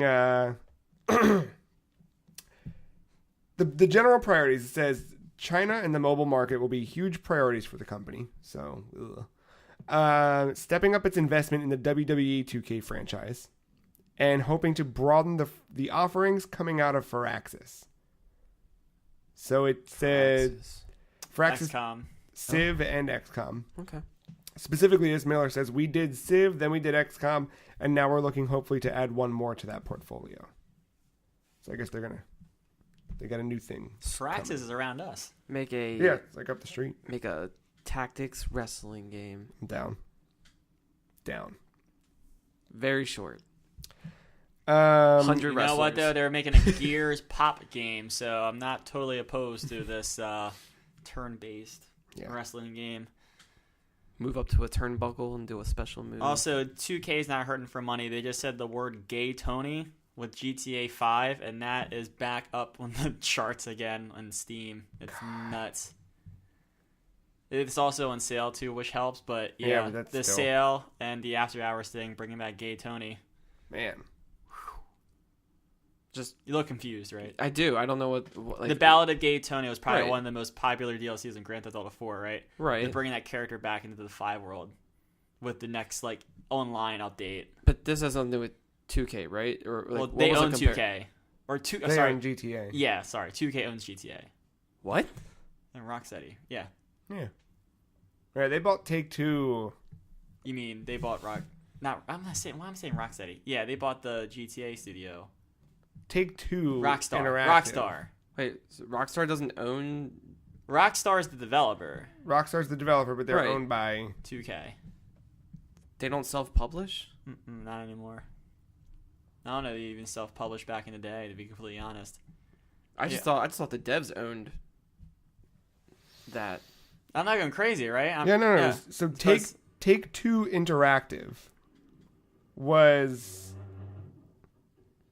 Is that fucking guy back? There's no way. I think that was just some weird in your house. Demons, probably.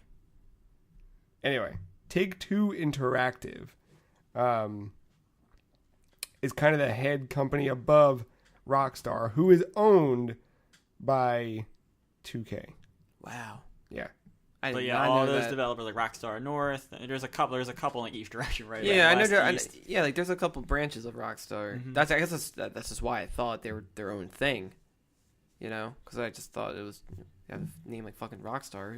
Who would own you? You know, but now I know. That NBA money takes you a long way. So there's a lot in the it's a gamesindustry.biz article that talks a lot about everything discussed. I think the key, like we said, the big ones are the WWE stuff, the third wheel of Firaxis, and then that conversation that they're having with independent developers. The quote here says, "Some independent developers have had success, but then they're ready to take the next step. We're not going to force anybody into doing anything. They want to have to do it. But asking that question, can they produce a piece of AAA content with a partner studio to make a bigger AAA game? So maybe not having so many of their internal teams work on these big-ass things, but contracting out to have them work on..." I think you're seeing that a little bit with like what id's doing with Rage 2 and Avalanche, where Avalanche is an independent studio now using id and that partnership. You know, and that's one example of independent studio, but you also have like that game company, like an independent studio like that's just so small, and you know they got lucky. They actually ended up having 3 huge hits with Sony partnered next to them. But sometimes it's scary. You know, you release this one brand new IP, and then if you try to do you do a sequel and try to impress on the original idea, or do you dare to make a new IP in a sequel heavy industry? You know. Yeah. Those two, though, you could argue those were smaller games, and it's like the AAA idea of that big. Like, oh yeah, no, but that's what I'm saying. Like sometimes if you partner with a publisher like 2K and you get the funding, then you can kind of do whatever the hell you want. So, they're saying they're not forcing these companies, but sometimes it's in the company's best interest just for like a risk. That's true. A risk taking decision. Kind of like Remedy and Microsoft. Yeah. They're like, no. Is that in the news? What's that? Or was that last week? What's that? The Quantum Break stuff. I feel like we talked And about Alan it. I think we Wake. talked about it. Yeah, it's a bummer. Yeah, especially where that game ended. Oh well. Matt, you bought a car, so you think you got some extra money right now? I'm game. All right, you game to buy an arcade one-up machine for $400. Probably not. All right, well, Or That's Walmart more for $100 cheaper. really? Oh, all right. Now we're talking about my car payments. Yeah. Yeah, there's some new arcade machines. Street Fighter, Rampage, Centipede, Asteroids. You know the names. Which Now get Rampage? the Only games. Dwayne the Rock OG. Johnson's attached to it. Yeah, Nope, that's the the no-go. OG. But From- but there's other names on that cabinet. Yeah, Rampage, Gauntlet, Joust, Defender, all in one machine. Oh, it has all of that? According to this screenshot, Because if that's Yeah. the case, That's not a bad deal. I would buy that. And these aren't the actual cabinet size. Like It's a 3/4. little bit shorter, yeah. Yeah. It's a little shorter, but yeah, that's still pretty cool. I'd have all those games in the Yeah. cabinet. and these are from what I could tell, like you're buying this and then you're assembling it. Doesn't look too terribly difficult to put together, but We should pitch in and put one in here. I could easily see an arcade cabinet in that corner right yeah, here. me too. If you just shift the table out just a little bit, oh my god. Or like over there. That or a Which one, pinball though? machine right on this wall right here. Should I do It the would- Street it would- Fighter one? It would get in the way of the TMs of the world, but True. I That's think we fine. will make it work. We got this. We probably move closer to this little column in your basement right here. Well, it's right on that. I think the Street Fighter one would be the most interesting one, just because I could practice getting good at it. At the one nobody plays. Street Fighter 2 Turbo? And compared to now, isn't 5 Oh, like yeah. the forefront? Well, Yeah. Marvel vs. Capcom probably. Yeah. Yeah, you got it. You're right. But yeah, the Street Fighter one's a good one as well because it's like how many versions of Street Fighter? You have the first one, and then you have like 2 or 3 versions of the second one. Yeah. So This comes with Street Fighter 2, Champion Edition, Okay. Super Street Fighter 2, the new Yeah. challengers, and then Super Street Fighter 2 Turbo. That's the one you'd want to do. Yeah. Nice. Anyway, yeah. So $300 at Walmart, $400 anywhere else. GameStop. 3/4 scale arcade machines. They look really cool. Yeah, if you go to GameStop, you'll be asked to pre-order 15,000 other things, along the way. You want to pre-order Quake Champions? Do you guys even sell PC games here? No, but did you want to pre-order it? I can't get into it. I'm not going down that rabbit hole. Are there any upcoming Funko Pops you're looking forward to while you're here? Oh, yes. Oh, I'm gonna break my face. That was a dope Dota 2 one he sent me. Oh yeah, Mark and I wandered on Barnes and Noble so I could pee, and I was like, all right, let's find the trashiest, worst Funko Pop. And I looked, and it's like, PA. got it. PA, Dota 2. Man. Speaking of Dota, let's talk about something better. Quake Champions. I mentioned before, I got a little bit of an update. There was a developer stream Friday, July 27th, and some stuff came out of it. So bots. Lots of stuff happened with bots. First, in August, the game will add bots to custom games. So you can make a custom game, because before it would just be PvP. Now you can do bot matchmaking stuff and practice. Cool. AI team deathmatch. So now you and 3 other players can fight against a team of bots.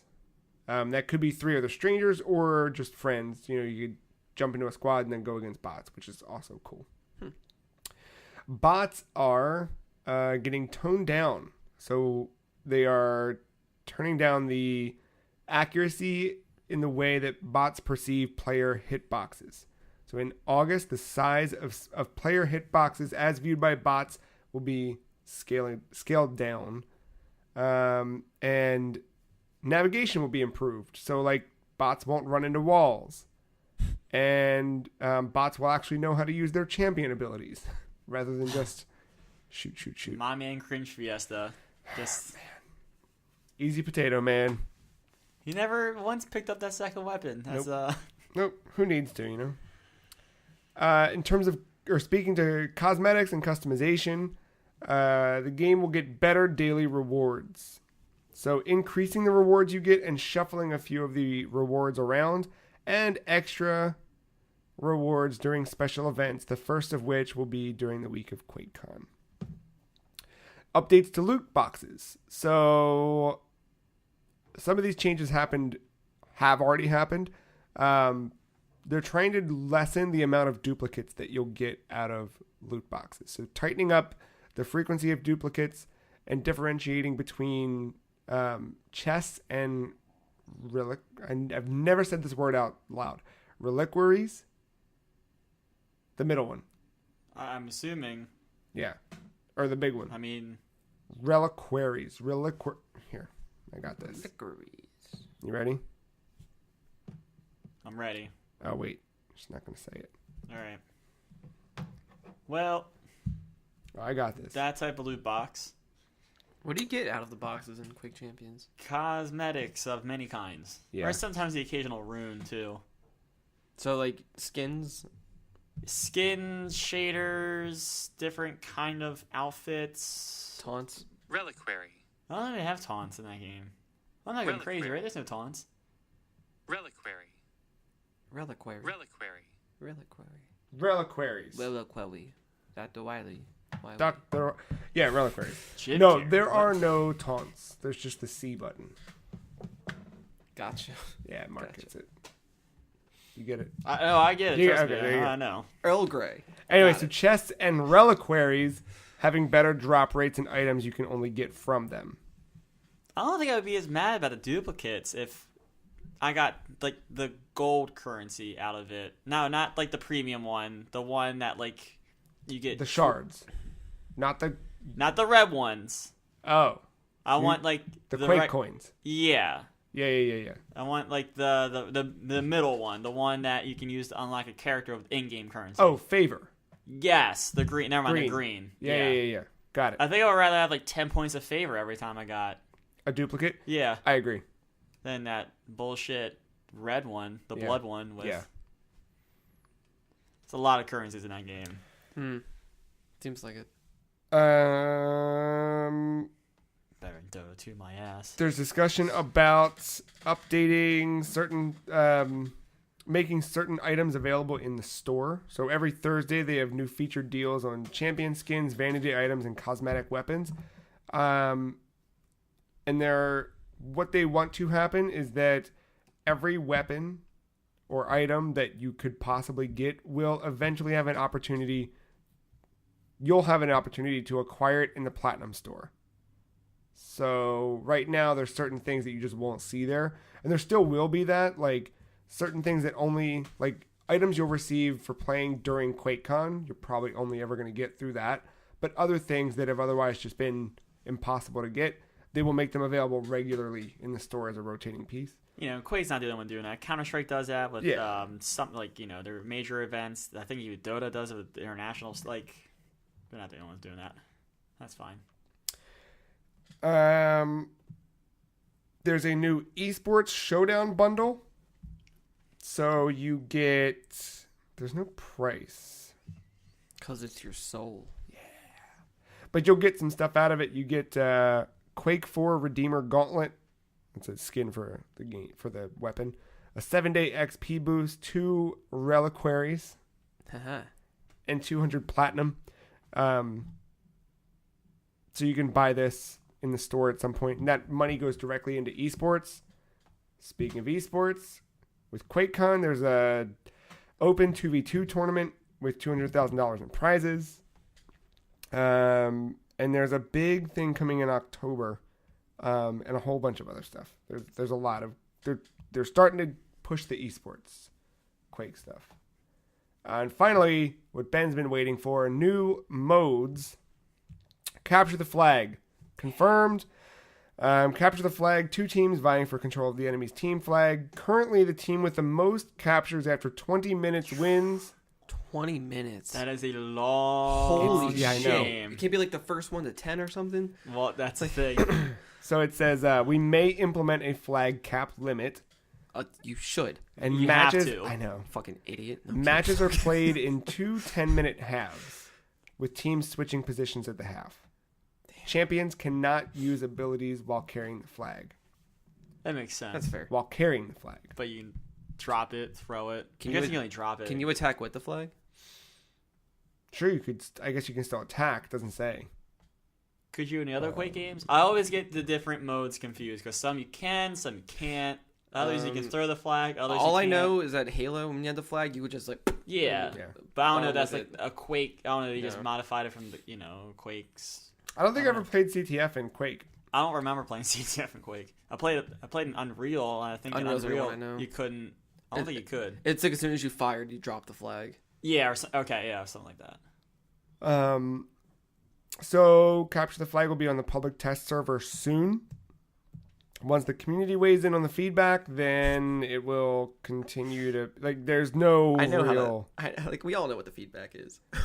Yeah, I know. Make it 15 Give a minutes. cap limit. Yeah. And first 20 or 10 or So something. before we jump into the other things, the one thing I wanted to wait until we kind of dug into the meat of this so I could talk about it. But I played a couple matches before we recorded today, and they felt slow, like fast paced, but the time went forever. Like that 10 How long was minutes the was match? 10 minutes, Oh. which normally feels pretty quick, right? Yeah, for the most part. At So least does for that me. not? There's no kill limit with that either. I think there's 75, but we were dragging to, and I think that's the thing. Like with removing the bots from the game feels a lot slower because there's fewer deaths happening. So the score, and honestly, I would find that often, even in a 10-minute match, we would pretty much see the most of that 10 minutes. But that 75 score limit, your scores at the end of that 10 minutes were much higher with bots in the game. Where the score might be like Cringe Fiesta, man. yeah, How many in a match? How many people? players, Yeah. 4v4, yeah, Or solo, it's 8. Okay. yeah. Okay. But it was just a weird, or 6v6, right? Deathmatch? Is it 6? I don't remember. I don't remember. Either way, it feels a lot smaller in this, and because of that, a lot slower. There were times running around where I'm like, where the fuck are these people at?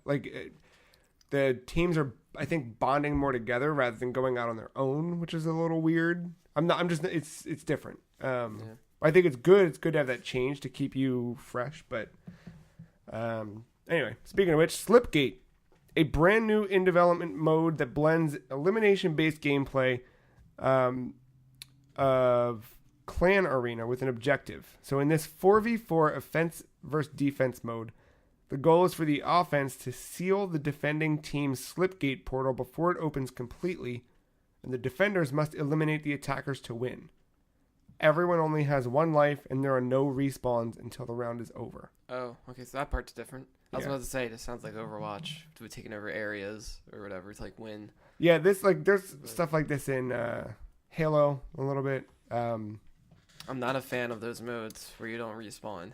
Gotta Quake say. and Elimination don't make sense. I don't know why Yeah. they Players- would even think like this. Players select their champion at the start of each round. Spawn in carrying all weapons and full health and armor at overmax limit, which will decay naturally. With full ammo, once a player dies, they can spectate their teammate to cheer them on. Yeah, they're looking for feedback once it hits the private test server or public test server. Does anybody cheer anybody on? I cheer you. No, I talk shit. And then arcade mode, which is not just one new mode, but several. So developers are working on creating new tech that allows them to rapidly generate new gameplay modes where the rules change how the game is played. Examples would be a rockets only mode, a mode where every kill cycles you to the next weapon, or a mode where champion selection is completely random every respawn. I like that. We have a ton of ideas and we'd like to hear yours. The arcade mode will be a separate queue outside of Quick Play and Ranked, where players can drop in and play a few rounds of Quake Champions with wildly different variables for an intensely fun Quake experience. They're definitely competing with Overwatch at this point. And- Because they have an arcade mode. Yeah. And it says, stay tuned for more news at QuakeCon. So the what was the one? What was the mode where it's starting with random weapons? Is that what that was? Your loadout was different. I like that. As Or to, cycle them. You cycle the weapons as you get kills. oh, they're not two different things, or They were saying like any of those things could be a thing. Okay, yeah, because the one thing I liked about Overwatch, like if you're not that familiar with the game and you want to learn how to like just get used to everybody, I like their random mode where every time you die, you spawn back as a different hero. Yeah, it's cool. So like that was how I would learn how to play people because like usually I'm not confident with like I don't want to pick this person, but it's like all right, well I got to get used to him, and then you just get a better idea of everybody. But yeah, I like that with the whole weapon thing. Hori is making some GameCube style controllers exclusive to the Nintendo Switch. These are Cool. pretty badass. Slightly modifiable, or well, modified from the original GameCube concept, and modifiable. That C-stick, make it more like an Xbox 360 controller. You can make that joystick bigger, less nubby. I wonder if it feels just like the original GameCube controller. You know, like the rubber on the sticks. I wonder Yeah, I'm curious about that too. because if it's just plastic, I'm not doing it. No, but I like this. I don't know, man. I like the idea behind this, where like Yeah, it's it's a cool idea. inspired by GameCube, but with that modern design sensibility. There was, I don't think this wasn't something we had in the news, but you said Hori and it reminded me because they made those Joy-Cons with an actual D-pad. Yeah, I remember seeing something about that. I didn't read into it. The left one apparently drains a lot of battery really fast. Huh. And those are handheld only, right? I think so. Oh, wait. So hold on. I'm sorry. I misspoke. The Hori GameCube controllers, there's a few different designs. Those are what they are. Left stick is what you'd expect. Right stick is C stick. The PDP one lets you swap out the C stick for a traditional like left analog stick, so you can have both when you're not playing Smash. Interesting. They're really cool looking though. Like they look like the GameCube shape, but they're a little bit different on the back of them. And the colors, just different colors. We haven't seen different designs. Yeah. And then character logos instead of big old GameCube logo. The only thing is that's still exclusive to Japan as far as pre-ordering. And that too.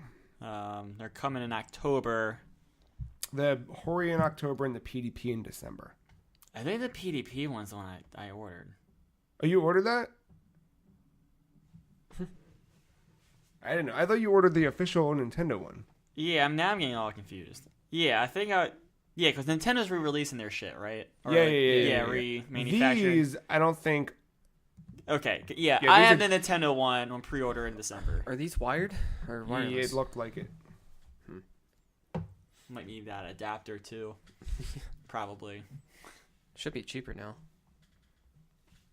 Like It was official like Nintendo 20, brand. I think, Yeah. right? Mm-hmm. Yeah, because I got the whole package for under 60, I know. The controller and the... That's pretty good. Adapter. Well, I had to order them separately, but combined, yeah. And then our last story for the week is what might be coming in 2020. The next Xbox. So according to Brad Sams, a well-reputed Microsoft journalist. I'm just going to read this quote. It's a long one. Buckle in. Buckle up. Buckle down. First, Microsoft is building a traditional console that you would expect from the Xbox brand. I think it's important to point this out so that those who prefer to have all their hardware locally will have an option with the next generation Xbox. As for the specs of this device, that's still not known at this time as it's the early days of development for that piece of hardware. But what I am starting to hear more about is the second device, a streaming box that is designed to work with the company's upcoming game streaming platform. Scarlet Cloud, as one person called it, is the game streaming service that we have all been envisioning ever since Microsoft showed off a demo game streaming at its all-employee meeting back in 2013. But this time, Microsoft has a path to bring it to market.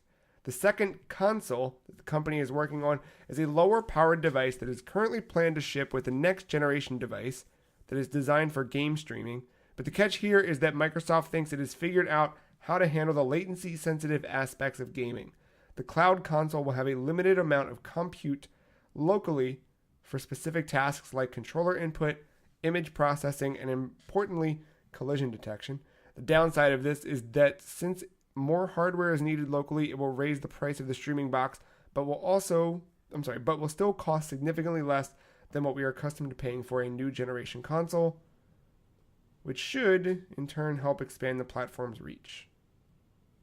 So essentially, the Xbox Scarlet family of devices will feature 2 devices. One that falls in line with what we know, a new console that's more powerful and more better, and then a cloud gaming box, which seems to be like an Apple TV, but juiced up. And then on the back end, of course, you have Microsoft pushing out all of the... It seems like that's the evolution of Game Pass, right? Like... That makes sense. Yeah. Presumably, goal, I guess, hopefully. The cloud box will cost around $99 to $125. Like, they want it to be like that low cost. Oh, that's like... I'm surprised they were even talking about pricing at this point. They're speculation. This is like speculation based on whatever. Like, yeah. If this thing were real, if this thing is this, then this is roughly what you can expect it to cost. Then, like, the main console is like... probably another $400 or $500 box. I don't know. What do you think? I just want the console. I don't know if I'm ready for a streaming box. They're definitely like broadening their audience with this. Yeah, for It's sure. like, it's like, hey, how serious are you about it? It's like, you can have this, or want to go big boy mode, and you get the beefy one. Yeah. I think it's cool. I think Matt and I were talking about it at lunch the other day, and I think I can see myself getting the big one and then having the little one upstairs in the living room. Right. Or in the bedroom even, where if I just want to lay in bed and keep playing whatever I was playing in the basement, then I don't have to move. I can just jump right in. The big one has the same features as a little one. But possibly. Potentially. Maybe not all the UI stuff, but the ability to play games, it sounds like yes. Yeah. The thing for me that's neat is it's not here yet. Like, I want to know what that other piece is. You think about someone who just bought an Xbox One X less than a year ago. They're going to have that until whenever this thing comes out. But how does everything they've done this far with the Xbox brand and getting Game Pass up and running and getting like backwards compatibility and making sure that everything is available and everything? Because remember, the big thing with the X was that, hey, the X is coming out, but that still means that all the games have to run on the S and have to run on the base Xbox One. How does that stuff translate into next gen as well?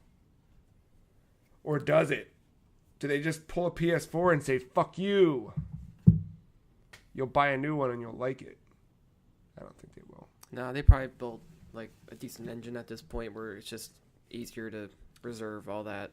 Yeah. I mean, I don't know. You can also start doing that system requirements thing where, like, all right, well, this game, the new Tomb Raider needs, Tomb Raider, whatever the fuck they decide to do, like, is only on Scarlet and X. But, something, I don't know why, but that game, like Laser League, like, that's available across every Xbox platform, besides the 360. I can see that. I think that's what they started to do. And if they have a thing where, like, you legit can play that stuff on the streaming one, right? Like, the proof for this is going to be, can you play Halo Infinite on that little streaming boy? Or if you can, how well? Right.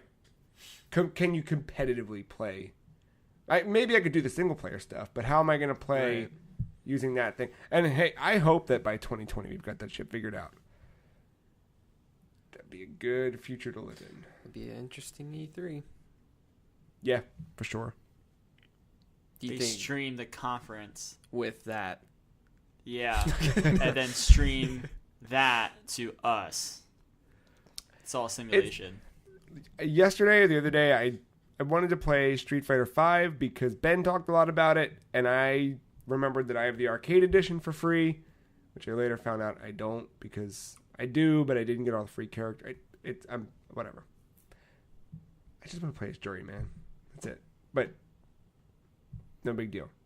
I fired up my PS4 is what I'm getting at. And in the store, it was like, PlayStation Now, streaming over 650 games for just $20 a month. And I was like, they're kind of doing it. And no one's talking about it or cares because it sucks. But they have been doing it with PlayStation Now forever. I've only tried it with one game and didn't have a bad time. And that was when I had really bad internet. And it was still flawless. Like, I didn't know the difference. So if PlayStation's doing it. My only problem with that type of stuff is, like, there's games that are only exclusive to that streaming service that you cannot play any other way. That's how they get you, right? Yeah, But that's everything. That's like, bleh. But in terms of the tech, it's doable. Yeah. I mean, I remember On Live way back. yeah. Well, the On Live's competitor is who Sony bought. Yeah. Yeah, I don't know. The future. Yeah. That was everything I had for news. I'm good. Cool. We talked about MOBAs for like 30 minutes on this podcast. I'm good. Yeah, I don't know what happened. Well, that's going to do it for us. Ben should be back next week. We should all be back next week. I don't know. He might be abducted. We should probably check on him. All right, I'll ping him real quick. I do want to hear more about what happened with that, but that's for a different podcast. It's a teaser. That's what Yeah. they call a teaser. I You gotta listen next week. Yeah. Come back. 2:59. Ben's got the hot scoops. Oh yeah, hot scoops. Yeah. Definitely. Yeah. Cool. Well, if you like this episode, you can find it and the rest of them not only on your favorite podcast service, but also over there on thefreecheese.com. We're all on Twitter. Free Cheese is at @somefreecheese. Mark is at @aug_mental. Matt is at MattyIce131, and I am at the Free Cheese. That's it. Yep. Thanks, Matt. Thanks, Mark. Thanks, listener, for listening. And we'll be back next week.